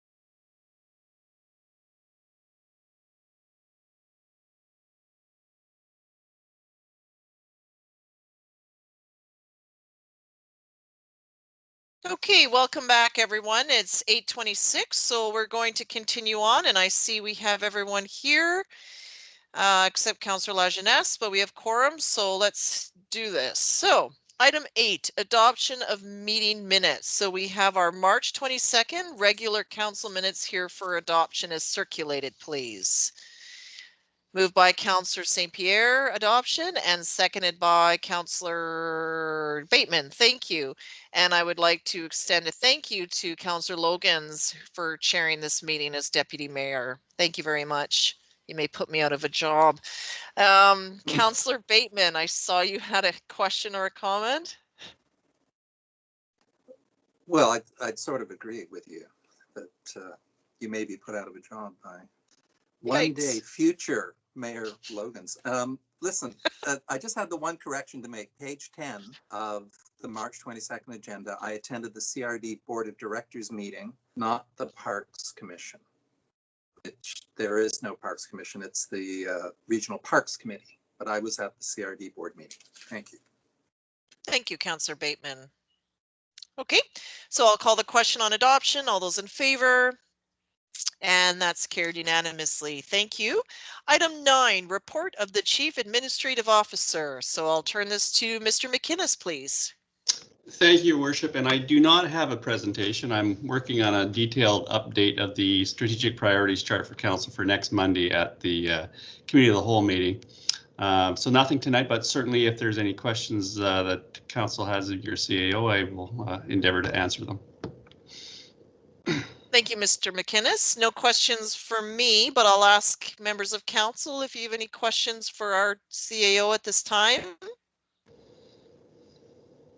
Seeing none, we just extend our thank you to all the hard work you're doing, as well as to all of our staff through all our departments, both those online with us today, but our wastewater treatment crew, park staff, bylaw, and we also consider all of our fire, both career and volunteer, as well as our RCMP detachment. So just expressing our gratitude to all of you for the work that you're doing. Councillor Bateman, you had a question? Yeah, I was just curious about our new Community Economic Development Officer, whether she has arrived yet? Sue has arrived. She did a short week last week with the Monday holiday, and she's already hit the ground running. And we have a meet and greet with the committee members tomorrow afternoon, and she's preparing. She's got agenda items prepared out till June already. So I think that we'll find the appropriate place to get Ms. Wilkie in front of council, but really, really awesome first impressions for sure. Excellent. Thank you very much, Mr. McInnes and Councillor, for the question. Okay, moving on is item 10, our public question and comment period. So, Council, we do have a few items that we've received as we noted in the supplemental, and I'll just ask staff, do we have any members of the public registered to speak tonight? No, Your Worship, we do not. Okay, thank you very much. So that takes us to item 11, the consent agenda, and the recommendation is that agenda items 11.1 and 11.2 be approved by general consent. Look for a mover, please. Moved by Councillor Logan, seconded by Councillor St. Pierre. Any comments on these items? Seeing none, is that a comment, Councillor Bateman? Yeah, I was just curious when we would be seeing our staff sergeant next. He comes every quarter, does he? Yes, I'm trying. I can't remember quite when his last January, February, I believe, was when he last presented. All the days and weeks and months are kind of blurring together right now. We can follow up again. I think what you'll see in the report, though, is that the calls for service continued to trend downward, as he had stated in his last update to council. Okay, so I'll call the question on acceptance of the consent agenda. All in favor, please. And anyone opposed? Nope, that's carried unanimously. Okay, great. Item 12, Church Road Corridor. This is exciting. Over to staff. Perfect. Thank you, Your Worship. Just a quick update tonight on the Church Road Corridor project. So we've undergone 95% design on the entire corridor to bring it up to collector standards. And as I've indicated previously, it's been segmented into sort of 3 sections, one going from Highway 14 to Country Road, from Country Road to Wadham's Way, and then from Wadham's Way through to the complete construction of the roundabout at Church and Wadham's. Pricing's come in based on the 95% design, as well as contingencies being added into that for contracted unforeseen circumstances, and we are finalizing some of the scope adjustments in the project. So pricing has come in for the first segment from Highway 14 to Country Road at $1.3 million with contingencies. Then segment 2 from Country Road to Wadham's Way at $700,000. And then the roundabout project, which does have legs on it going up to Wadham's, and then the tie-in points along North Church, as well as along Throop Road at $2.9 million. So strategically right now, the best approach for this corridor project is to go forward with the tender of the church corridor from Highway 14 to Wadham's Way, and then to finalize complete detailed design through 2021 on the roundabout, working out some logistic details and bringing that forward to council for consideration in the 2022 budget cycle. Some of the justifications for this strategic approach, one is the prices were a little bit higher than expected. So the prices for segment 1 and 2 are in alignment with what we've allocated in the 2021 budget. Also, an important one is the timing of the development. Right now, we have to get, we need to ensure that the development goes first right now in terms of some of the utility tie-ins for a church road development, and we need to go in afterwards. So we're not going through some of the new construction following their utility tie-ins.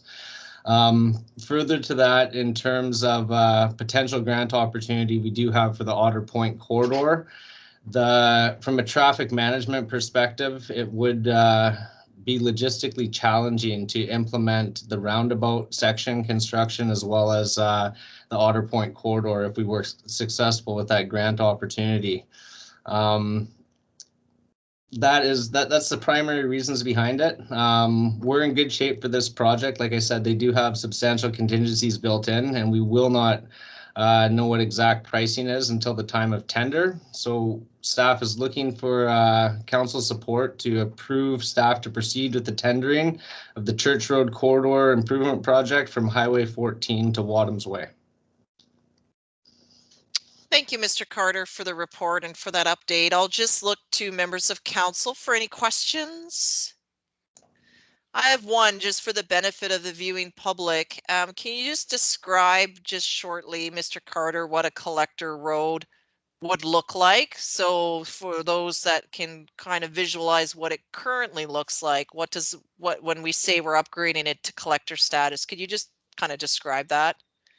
Yep, so collector status of a road would include your 2 travel lanes as well as bike lanes, as well as boulevard where space permits, and a 2-meter sidewalk on either side of the road. For the first part of it though, going from the highway through to Wadham's Way, the focus will be on the west side of the corridor. The east side of the corridor, there are still constraints with properties, and it would be developed in terms of the boulevard and sidewalk at the time those properties decide to engage in rezoning or further development. Okay, that's perfect. Thank you very much. Other questions from members of council? Councillor Bateman? Yeah, Mr. Carter, thank you for this. It's all very logical to me. That Otter Point grant, when do you think you might be hearing one way or the other on that? I would hope we would hear anytime. They would most likely be releasing that one as soon as possible, with the restrictions on the grant of substantial completion of construction by the end of the year. In discussions with the province, they do realize the longer they wait, the higher prices potentially could be. Okay, so fingers crossed on that. And that once the tendering is complete, when might we see stage one of the work begin? What kind of timeline do you anticipate? We're working on finalizing the design over the next few weeks and having the tender put out following council's permission to proceed. We'd have the tender out for approximately a 3 to 4 week period and be issuing award of the tender following council's approval probably in late May. We would anticipate construction start by July, but it would be up to the proponents to propose their early start date on the project. Thank you. Thank you very much. Councillor Lajeunesse? Yeah, does this include changes to the intersection of Church Road and Otter Point? There's for a right turn coming, if you're westbound on Highway 14, is very tight, and I'm just wondering if there's any consideration been taken there, and would MOT be a partner on that construction of that intersection? Through your worship, MOT would most likely be a partner in construction of the upgrades to that intersection. Currently, right now, there are constraints with property to upgrade that corner of the intersection.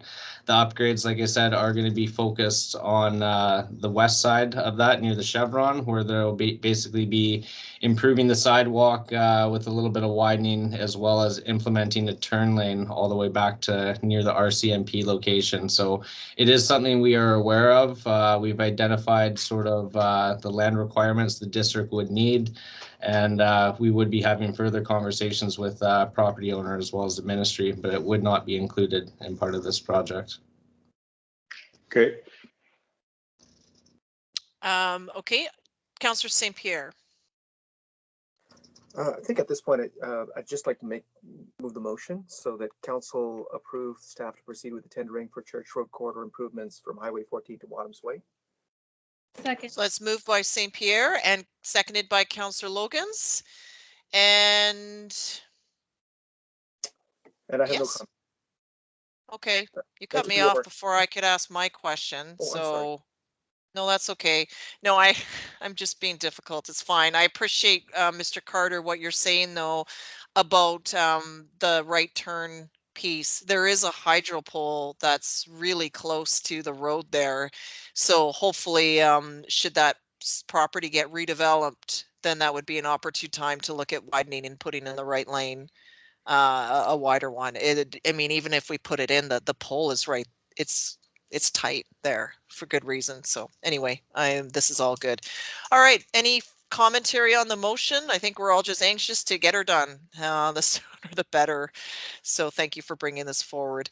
I'll call the question. All those in favor, please. And that's great. That's unanimous. And if they can get this done in July, it's right after school winds up and we have a lot of traffic, kind of school traffic. School will be out and it would be great. So wish you success and thank you very much for this. Okay, moving on to our next item is 12.2 Agricultural Land Commission ALC Bill 15. So we have our report here and I'll turn over to staff again for any added presentation on this item.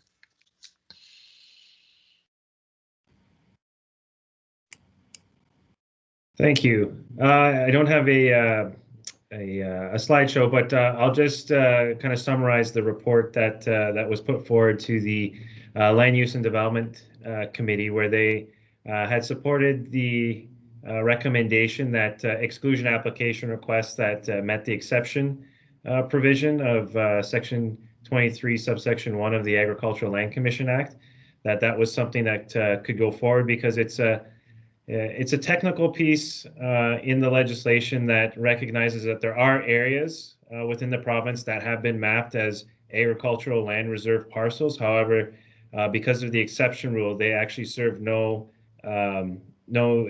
purpose specifically to complying with ALC regulations. So they're basically caught up in a loophole where they have to go through an exclusion process to get out of there.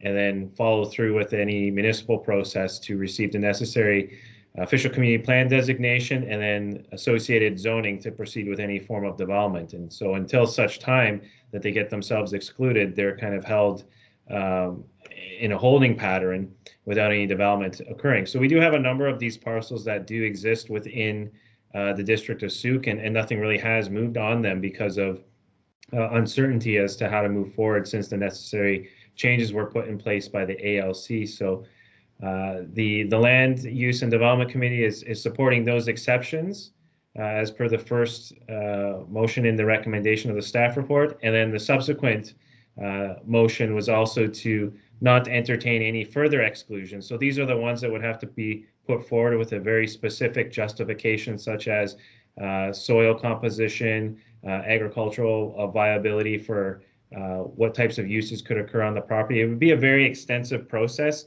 Staff have had a few discussions with landowners on what the potential options could be for supporting exclusion.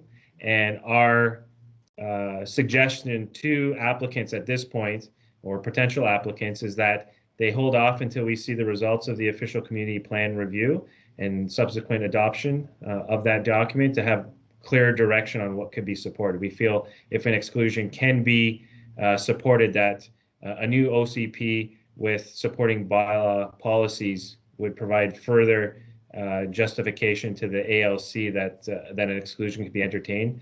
With the changes, it does seem to be a lot more challenging to simply just exclude land. There has to be a lot more support, and staff don't feel that we're in a position right now to make a determination one way or the other, and it would just be better use of resource time to hold those applications off until the completion of the OCP. So those are the motions and the reasonings being put forward tonight for council's consideration. Okay, thank you, Mr. Palau. I do have a suggested amendment to the language in the second part of this resolution, but I will wait until we've kind of fielded questions from council members. So I'll look, are there any questions from councillors on this? Okay, seeing none. What I propose in the second part is that we simply strike out the words not and also until. And it reads the same way, but it's about not having a negative in a recommendation. So then it would just read that all other landowner exclusion application requests will be considered by the District of Souk after the adoption of the new official community plan. So that we don't have the negative in the wording here. It's the same thing. It just think it's more clear. So I'll read this out here, that council support exclusion application requests that meet section 23(1) of the Agricultural Land Commission Act and exclusions required as part of a municipal project, and that all other landowner exclusion applications requests will be considered by the District of Souk after the adoption of the new official community plan. Moved by Councillor St. Pierre and seconded by Councillor Logans. Any comment, Councillor St. Pierre? Yes, I have two comments. The first is with regards to the new rule that's being placed upon local government with what's happening with the ELC and the new regulations. We're being put into the position of essentially putting forward applications for proponents, which is a greater responsibility than we held before. It really means that we have to be very clear in terms of how we're actually going to deal with this application, because if we decide the application doesn't go past us, then it simply doesn't go forward to the ALC. And that's very new, and that's something that the Land Use Committee had to consider. The other thing that was very clear from Land Use Committee is that we have several members of the committee that have farmland or farm experience and knew quite a lot about this. And there was a general recognition that we need to be able to get farm workers into affordable housing so they can actually be farmers. And that this is something that the district has to directly address because it's not being addressed otherwise. Other than that, I was just grateful for the work done by the Land Use Committee on this. Okay, thank you, Councillor St. Pierre. That helps. Councillor Logans? Thank you, Mayor Tate, for the updated wording on that. I think it's nice to turn everything into a positive as much as we can. I do support this, but I also just have a slight concern that we wait on everything until the OCP is updated. I know that this is sort of an exception to that and there's reasons to it. I just want to make sure moving ahead with everything else that's in the OCP, we're not just completely ignoring it because it's not the newest version. No, that's a very good point, Councillor Logans. And I think this is why this one is a little bit unique. But yes, I agree with you there that we still do have an OCP that is prevailing until the next one is adopted. But as things like this come up, this is where we can be nimble. So I totally agree with what you're saying. Councillor Bateman, did I see a hand there? No, okay. Any other comments from members of council? Okay, I'll call the question then. All those in favor, please. And that's unanimous. Thank you. And thank you to the committee for their work on this file. Item 12.3 is a recommendation from the SUG program of the Arts Committee. And that is, and we have a straightforward report there. I'll go to Councillor Lajeunesse. Is there anything further you would like to add from your committee on this particular item? No, I think generally it was just the consensus of the committee that we include the district as a friend of the communities in bloom, given COVID and all that's happening this year, that it doesn't make sense to proceed as a full-fledged member. And so if we pay half the fee, which I believe we budgeted for the full amount, we're not sort of kicked off of the Communities in Bloom program. And so that's about it. No, that's great. There's been a lot of work done to get us to this 5 bloom status. I recall when we were just a 2 bloom community coming from no blooms at all. So let's maintain where we got here. So the recommendation is that council directs staff to register SUG as a BC Communities in Bloom Friends community not evaluated in 2021.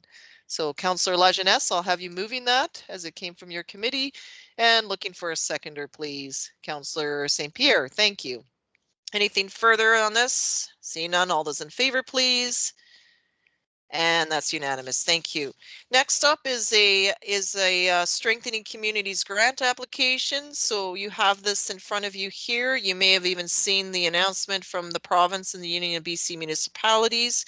So this is where the SUG Shelter Society will sign off, but we do have to apply on their behalf as the grant is only open to local governments to apply for. So I'll look first if there's any questions on this item. Councillor St. Pierre? Just a couple of quick questions. One of them has to do with the SOUC. The application that I looked through indicated that this was probably going to include First Nations participation and was certainly meant to address health concerns of First Nations. So I was wondering if the SOUC were already involved in any way. My other question was that option 3, which seems to be where the money would be going, looks to be funding a coordinator position. And if this is actually the case, and I haven't misunderstood, I was just wondering if there was a hosting agency in mind for the coordinator position. Okay, so I'll ask Mr. McInnes about your second question, but for the first one, just in meetings that I have had with the group, one of the SOUC counselors has been present and did express her gratitude for the work being done to connect with the nations. So I do believe that's been covered, although it's what I'm sharing with you sort of secondhand. But Mr. McInnes, can you speak to the other part of the the councillor's question? Certainly, and we don't have the full application in front of council tonight. There's a small group of volunteers busily putting the final touches on the grant application to submit it to the district so we can get it into the province. But to the question, the SUG Shelter Society will be the organization that ultimately operates the Hope Center. And that coordination position will be between the Hope Center and all of those wraparound services that will be supporting the Hope Center. So you can't rely on this grant to set up a permanent position because it's a temporary piece of funding. So that coordination piece in the first year of operation of the Hope Center really is the piece that they want to use these funds to try and nail down. Thank you very much. Any other questions? Okay, so our recommendation is that council approve the District of Sauk application to the Strengthening Community Services Program and direct staff to provide overall grant management. So I'll look for a mover, please. Moved by Councillor Bateman, seconded by Councillor Logans. Any comments, Councillor Bateman? Councillor Bateman? No? Councillor Logans? Anything from anyone else? Seeing none, I'll call the question. All those in favor, please. And that's unanimous. Thank you, everyone. Next up is another grant application for the UBCM CRI grant application 2021 Fire Smart Economic Recovery Fund. We do have our report here. I'll just ask staff if there's anything further to add to this report. Any presentation? Anything further? Good evening, Your Worship, Council. This recommendation is to endorse the funding application for UBCM's Community Resilience Investment Program. This is part of the 2021 Economic Recovery Fund focusing on fire smart initiatives. The total is close to $74,000 to support this initiative. We had short lead time on this application, but we have it submitted already. We're focusing on 50% of the work on this to be updating our community wildfire protection plan. We see this as a key component to move forward on future applications, having this plan updated and being current. This endorsement is just the final part of having a complete application for review with UBCM. Thank you, Chief Mount, for that. I'll just look, is there any questions from members of council to our chief? Councillor St. Pierre?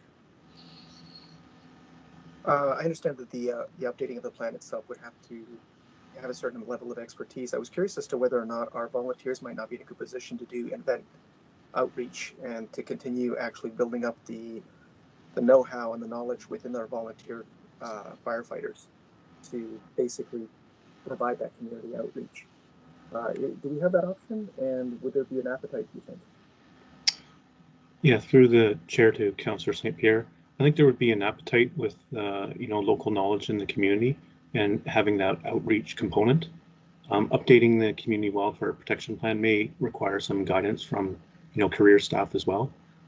Likely this would be some sort of competition process to look at ideal candidates, but we do see that we likely would have some in-house expertise to support this and could end up starting with an internal competition. Thank you very much. Okay, other questions from members of council? Okay, the recommendation is that council endorse a funding application to UBCM's Community Resilience Investment CRI program 2021 Fire Smart Economic Recovery Fund for $73,950.56 to support the District of Sauk Fire Smart Initiative. We appreciate your precision right down to the cent. Thank you, Chief. Do I have a mover for this, please? Councillor St. Pierre, and seconded by Councillor Lajeunesse. Anything on the motion, Councillor St. Pierre or Lajeunesse? No, we're pretty good there.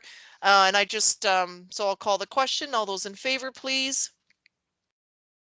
And that's unanimous. Thank you for your work on this, Chief. Fingers crossed on the grant.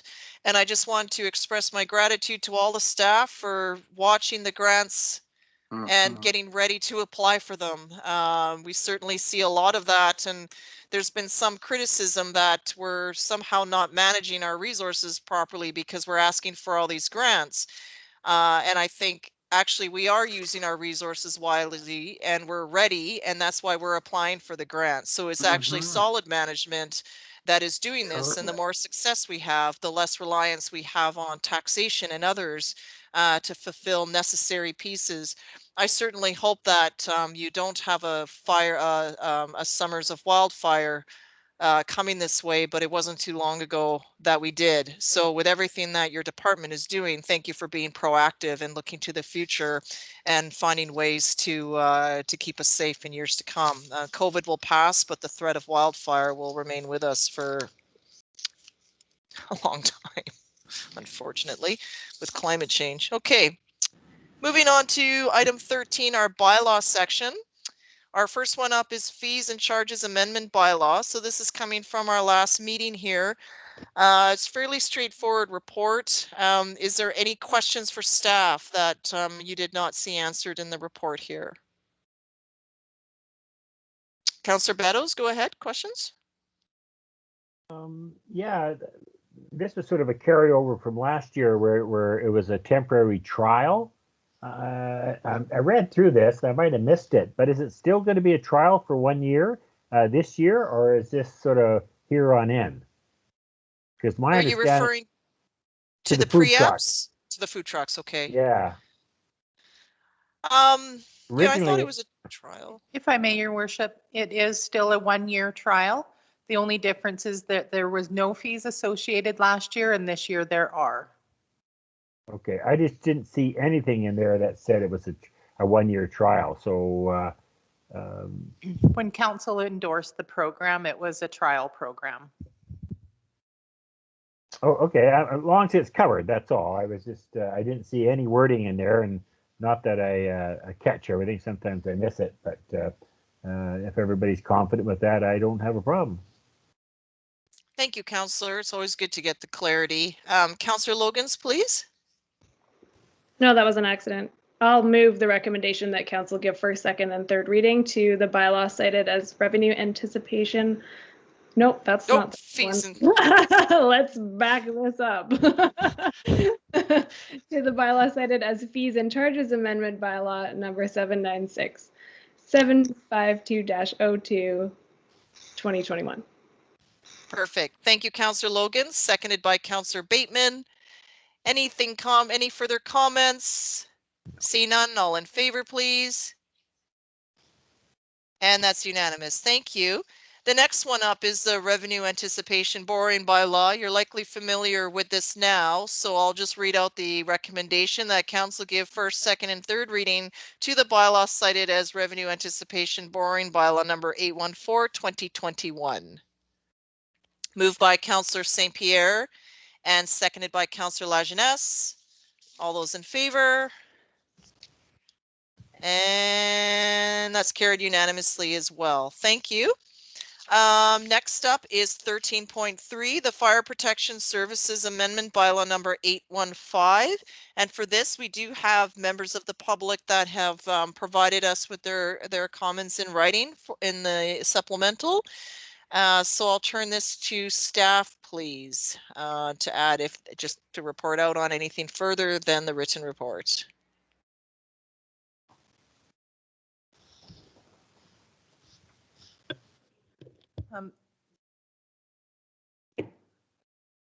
Or is there anything further to add?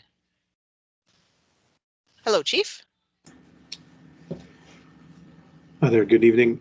We're just looking for first and second and third reading on this fire protection bylaw, and it's just to revisit what work we had done in past meetings.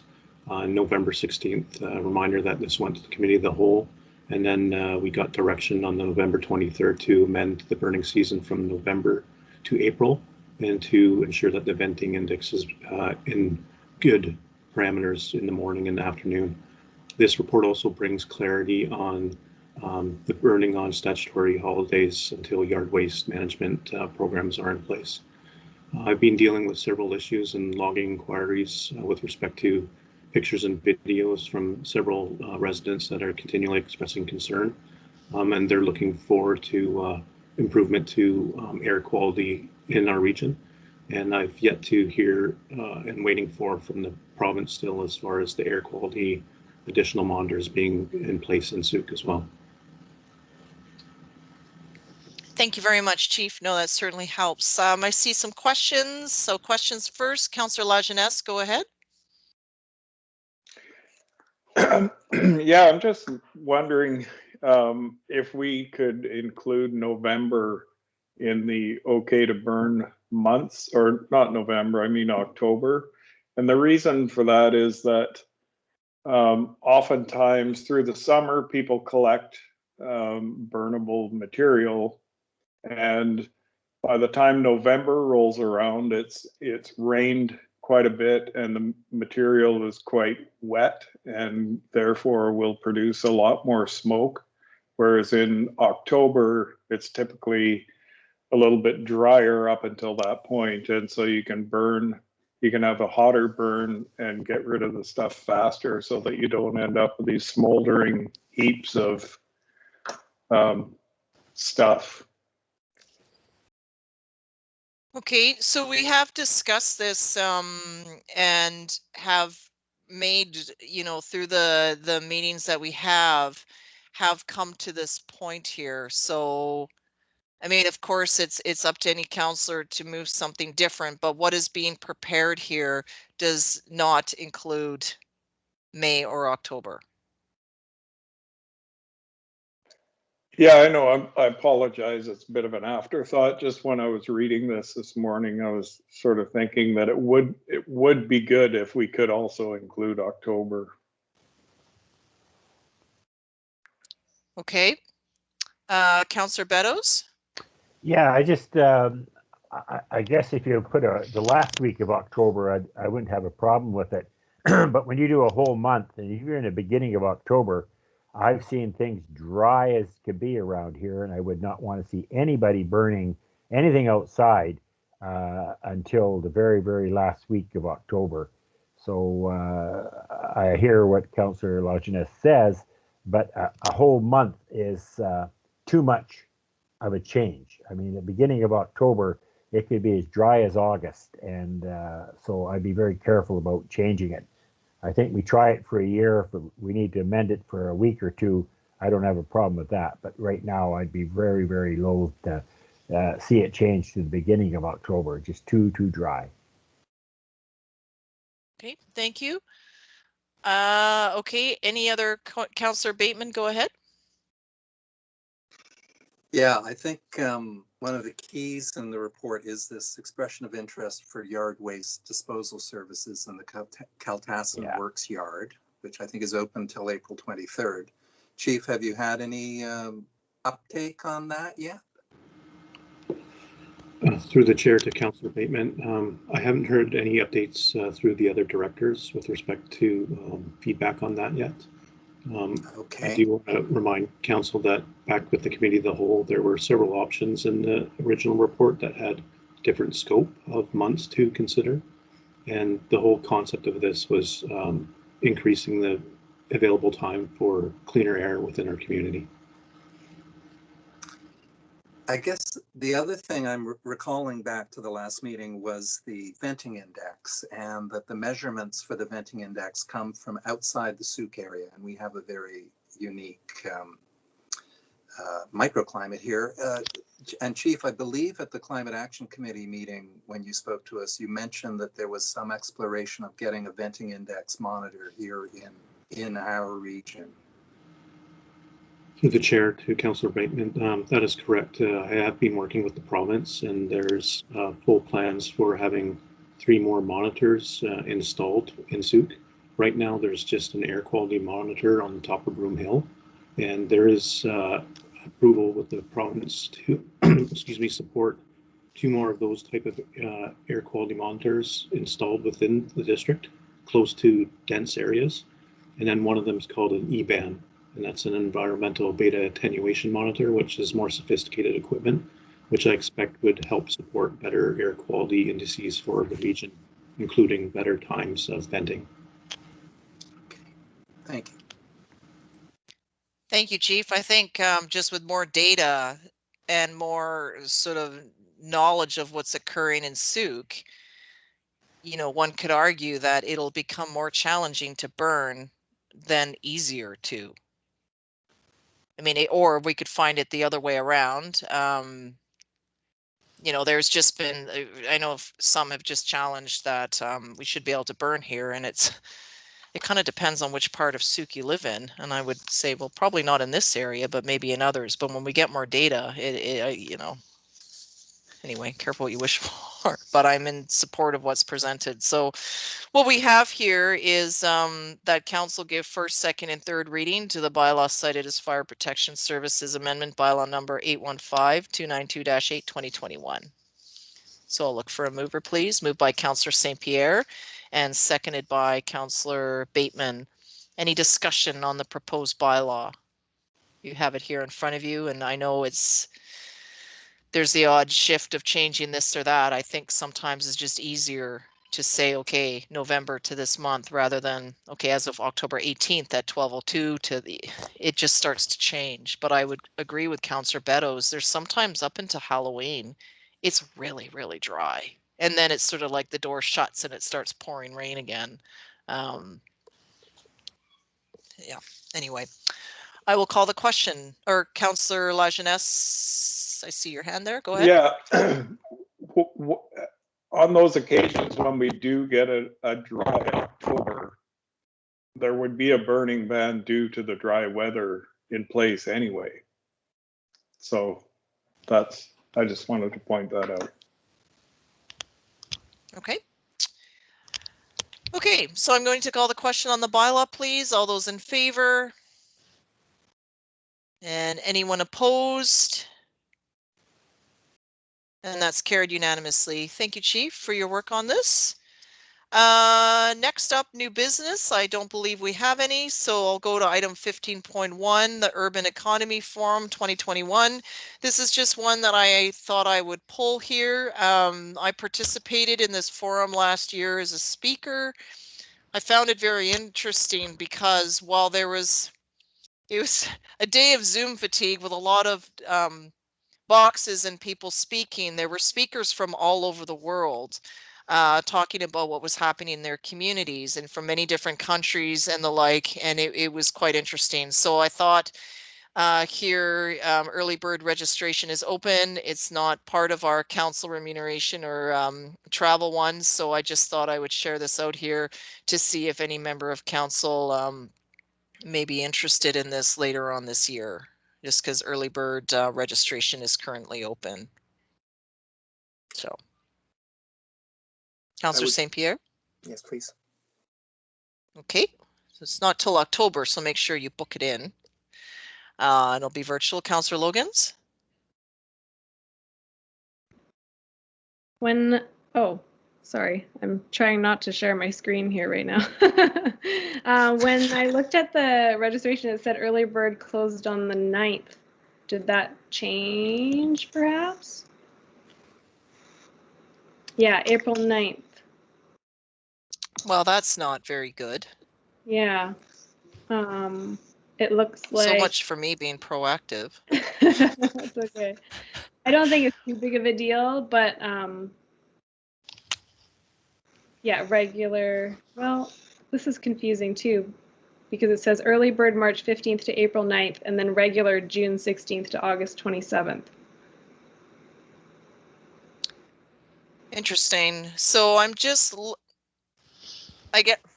you're right. There's no sort of in between here. You're not allowed to So I register, pose, Pierre. yeah, so the regular non-member. Maybe it goes up $1 a day during that period. It might. The early bird, just so you know, is $150, and then the virtual attendance would be $300. So I pose an option would be is that depending on council's interest, we could reach out and say, due to the timing, we didn't have a council meeting. Can you please qualify us for the early bird, please? Never hurts to ask. So, okay, so just look, I would like to attend this. I see Councillor St. Pierre is. Any others interested at this time? Councillor Lajeunesse? Yes, I'd be interested in attending as well. Okay, Councillor Logans, your hand is up. Does that mean you want to attend or it's a leftover? I would love to. I just can't commit to it at this time, but I think it will be great. I'd love to hear a report back from you all. Sounds good. Mr. McInnes, I see your hand up. Thank you, Your Worship. I just hit the registration button and it's telling me that sales have ended online. So it looks as though they have postponed things, but we could probably get someone to have a look and see if we can get the early bird rates. Okay, so it'll be for council to direct staff to register councillors St. Pierre, La Jeunesse, and Mayor Tate in the upcoming Urban Economy Forum for registration funds to come from council contingency. So do we have a mover for that? Someone like to move that? Moved by Councillor Beddoes, seconded by Councillor Bateman. And thank you. All those in favor, please. And that's carried unanimously. What I'll suggest is that for the others who are not interested or no schedule at this time, should that change, then of course, let us know. Okay, council verbal reports. This is our time for updates to share. Do I have council members that would like to report out? Councillor St. Pierre, go ahead, please. Just very briefly, had 2 meetings of Land Use Committee. One was around the question around the ALC, and we've already discussed that this evening, so I won't belabor that one. But we had another very good meeting that was requested by committee members and that Mr. Paulo and Ms. Collard arranged to discuss the growth scenarios in the OCP. And that was also very fruitful and appreciated by the committee, and there was some good discussion had there. That's all I've got to report. Thank you. Thank you, Councillor St. Pierre. Other members of council? Councillor Bateman, go ahead, then La Jeunesse. Yeah, interestingly, as we were discussing the urban forum, I had that FOMO feeling again, and I keep getting that fear of missing out feeling. I've missed a few really potentially very interesting meetings, particularly the OCP steering committee with the developers. But I'm not necessarily keeping as good track as I can, but I have attended a few things. The Climate Action Committee meeting, you'll be hearing the 3 motions we passed at our March 30th meeting at the Committee of the Whole next Monday. And these will be focused on trying to get SUIT to lock into a firm GHG reduction target for 2030, which is a little more ambitious than we currently are looking at, along with funding to do the first stages of a citizen mobilization campaign. So you'll hear all about that next Monday. I attended the SPA committee, Dana's committee, which is a lively gang, and presented the notice of motion that we approved the other week, and they seemed interested. We have JP Ellison, who's the former CEO of the Saskatchewan Music Association, and he put on a Rolling Stones concert, I think, in Saskatoon back in the day. He's going to lead the working group to look at creating a summer schedule of events in Souk for 2022. I also attended that Land Use and Development Committee that Tony chaired very ably, and a lot of bright minds on that group, sharing their thoughts on the growth scenarios. And finally, last week with Councillor Beddoes and the Mayor, I attended the Souk Housing Solutions Lab, which is the first of a year-long series of really fascinating. It's a mix of history and reconciliation process and finding some affordable housing ideas that can be applied first and foremost at the First Nation, where they define home as not just a house, but their territory and their community. And ideally, there will be applications we can take forward for the district as well. So, thank you. Thank you, Councillor Bateman. Other updates from members of council? Councillor La Jeunesse, go ahead. Yeah, Councillor Bateman kind of stole my thunder on the SPA committee meeting. The committee was very excited about his resolution to come up with a list of events and kind of a schedule, not only for the public, but also for the different groups, so that they can look at what other groups have going on and sort of plan, not necessarily around other events, but maybe to amalgamate some of those events into more of a larger scale festival kind of thing. And I think that's something that is would be a very valuable thing for all the different groups putting on events, to kind of pool resources and put on some bigger events. And other than that, I'm looking forward to the meet and greet with Sue Wilkie tomorrow, and looking forward to hear what she has planned for us in the economic development realm. Thank you, Councillor. Anything from Councillor Logans or Beddoes? Councillor Beddoes, go ahead. Yeah, the fun ones are about to happen. We have a Sea Park meeting this Thursday, and we'll be dealing with the sports box and the ongoing off programs, on programs, COVID. It changes all the time. I don't know how Steve Kanoki keeps ahead of it, because he just has to change on the fly, and they do a really, really good job down there. So that'll be an interesting meeting, and we could have visitors from Sun River there. So I'm looking forward to that, one thing. And the other is the OCP. We've had a few bumps along the way. It looks like we worked them out. Had a nice meeting with staff the other day, and we're looking forward to our next meeting, which the heavy lifting will begin, and the hard work will begin to happen. So it's all happening, but it does take some time. And COVID is just kicks our ass when it comes to OCP. You know, we'd like to do more meetings than we can, but that's just the nature of the beast. So we're doing the best we can under the circumstances. That's it.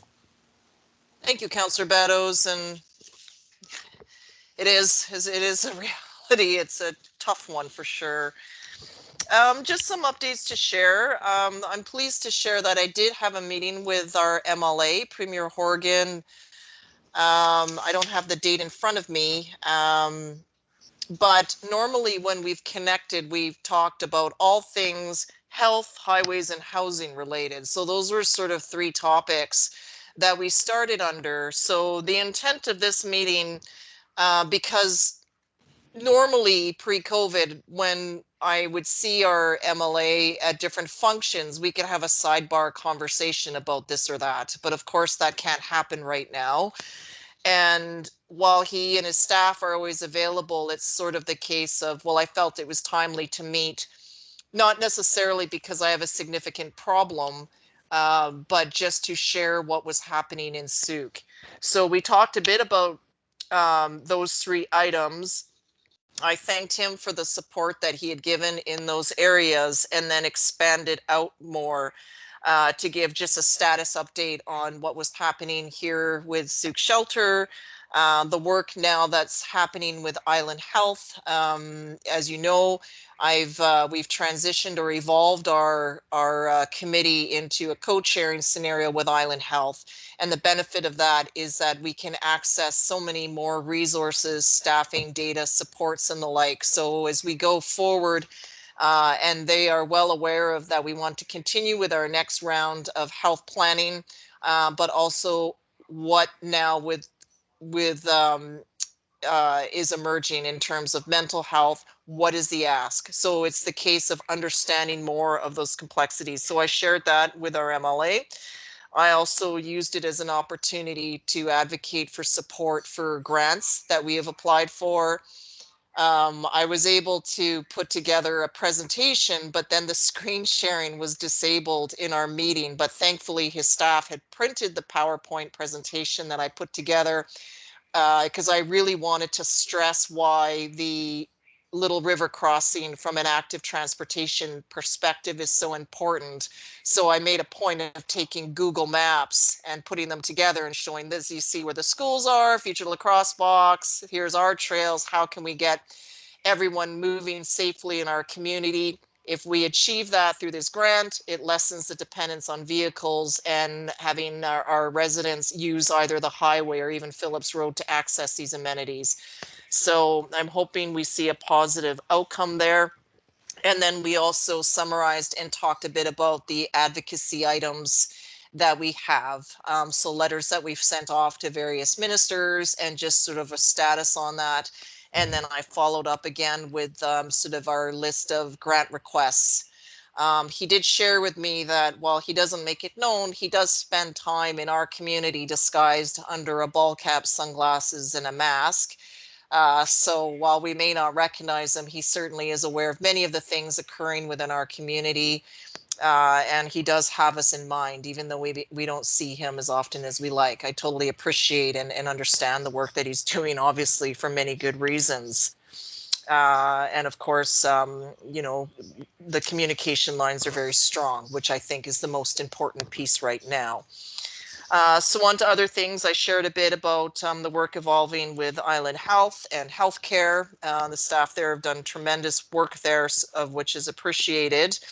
It is just challenging to advance some of the work, given that our health practitioners are busy kind of with something else going on in the world at the moment, which we don't really need to name. On other exciting news, though, I did manage to meet the new owners of Woodside Farm, and they shared their vision with me. They are a couple that have been in Souk now for some time, and so I sort of joked that they bought the farm, which they did. So their intent is to farm it. They do have plans, as you may know, to put in an orchard and a cidery, and also to find ways. It may be a potential home for the farm market in the future. They certainly have a lot of great ideas on how to maximize farming out of the land. And so it's just really exciting to hear and to see what they're doing. I also stopped by what will be known as the Hub. And this is what I've learned from Councillor Lajeunesse. It's a commercial site located just on Souk Road, very close to where Gatewood comes onto the highway in Keltassin. And so it was once a fish processing plant, is my understanding there. So the Hub now will be a surf shop. The person who I met was Seamus McGrath. He's actually a retired Olympic mountain biker. I met him when Souk hosted the mountain bike symposium, and then at a meeting in the that followed about how can we progress mountain biking as a positive activity out here. So they're very conveniently located to Harborview Road. There's a crossing already there. So there is, it will be a bike shop as well as a surf shop. So entrepreneurs from Tofino have relocated to Souk, and also from Nanaimo, they've relocated here as well. Here's a t-shirt. I don't know if you can see it. Nice Souk, F-U-C-A, that is, by the way, Cycle Souk. So they will also be home to Souk Oceanside Brewery, and they're currently putting in sort of an outdoor courtyard.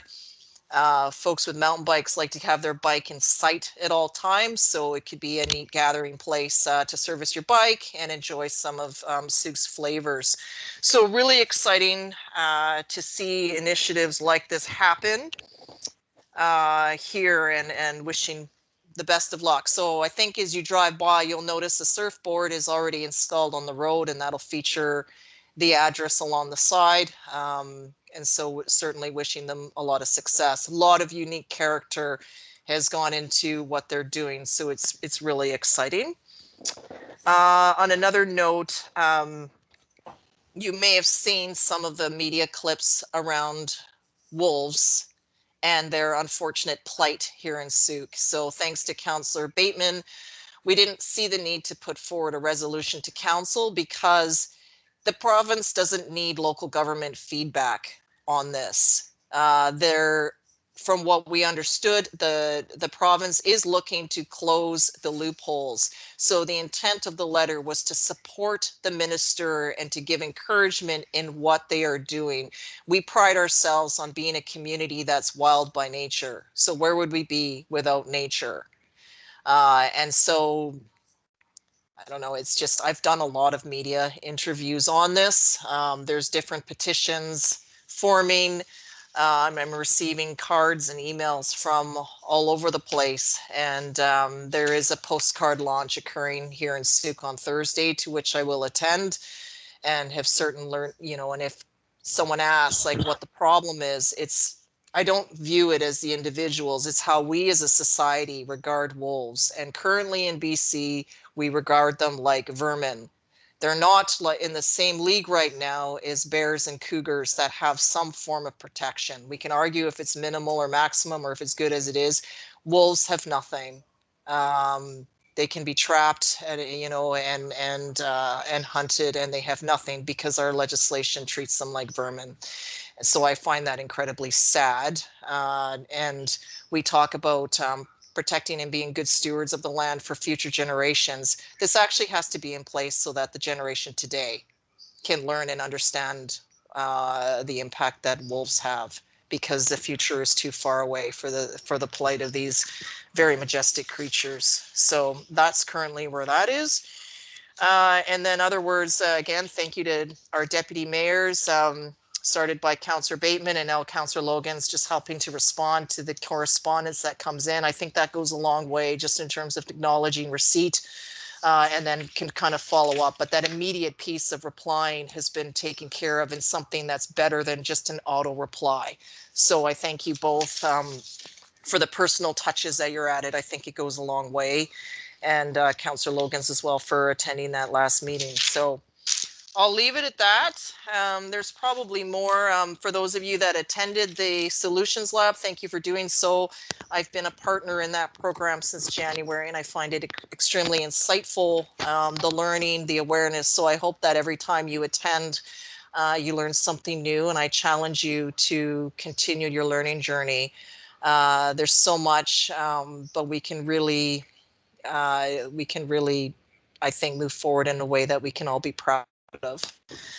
So on that note, that brings us to the end of tonight. And I know that we kind of have a busy week because we're going to be back here tomorrow at 7 to deliberate over our community grants. And then I'll be seeing Councillor Beddoes later this week in another evening for the Sea Park meeting. And then I'll be at the CRD all day Wednesday. So what I have advised staff, and I'll share with you, is on days where I'm just stacked with virtual meetings, I'm doing them from home. That does fit with the public health order about working from home. And I just find it's easier. I know that there's coffee, there's no line up for the washroom, like when it's just all day virtual meetings. And then, where appropriate, I'll be in the district office, which will be Thursday of this week. But even though I'm not there, it doesn't mean I'm not working. It just means I have 5 virtual meetings to do from my home. So sometimes it's just more comfortable to do it in that way.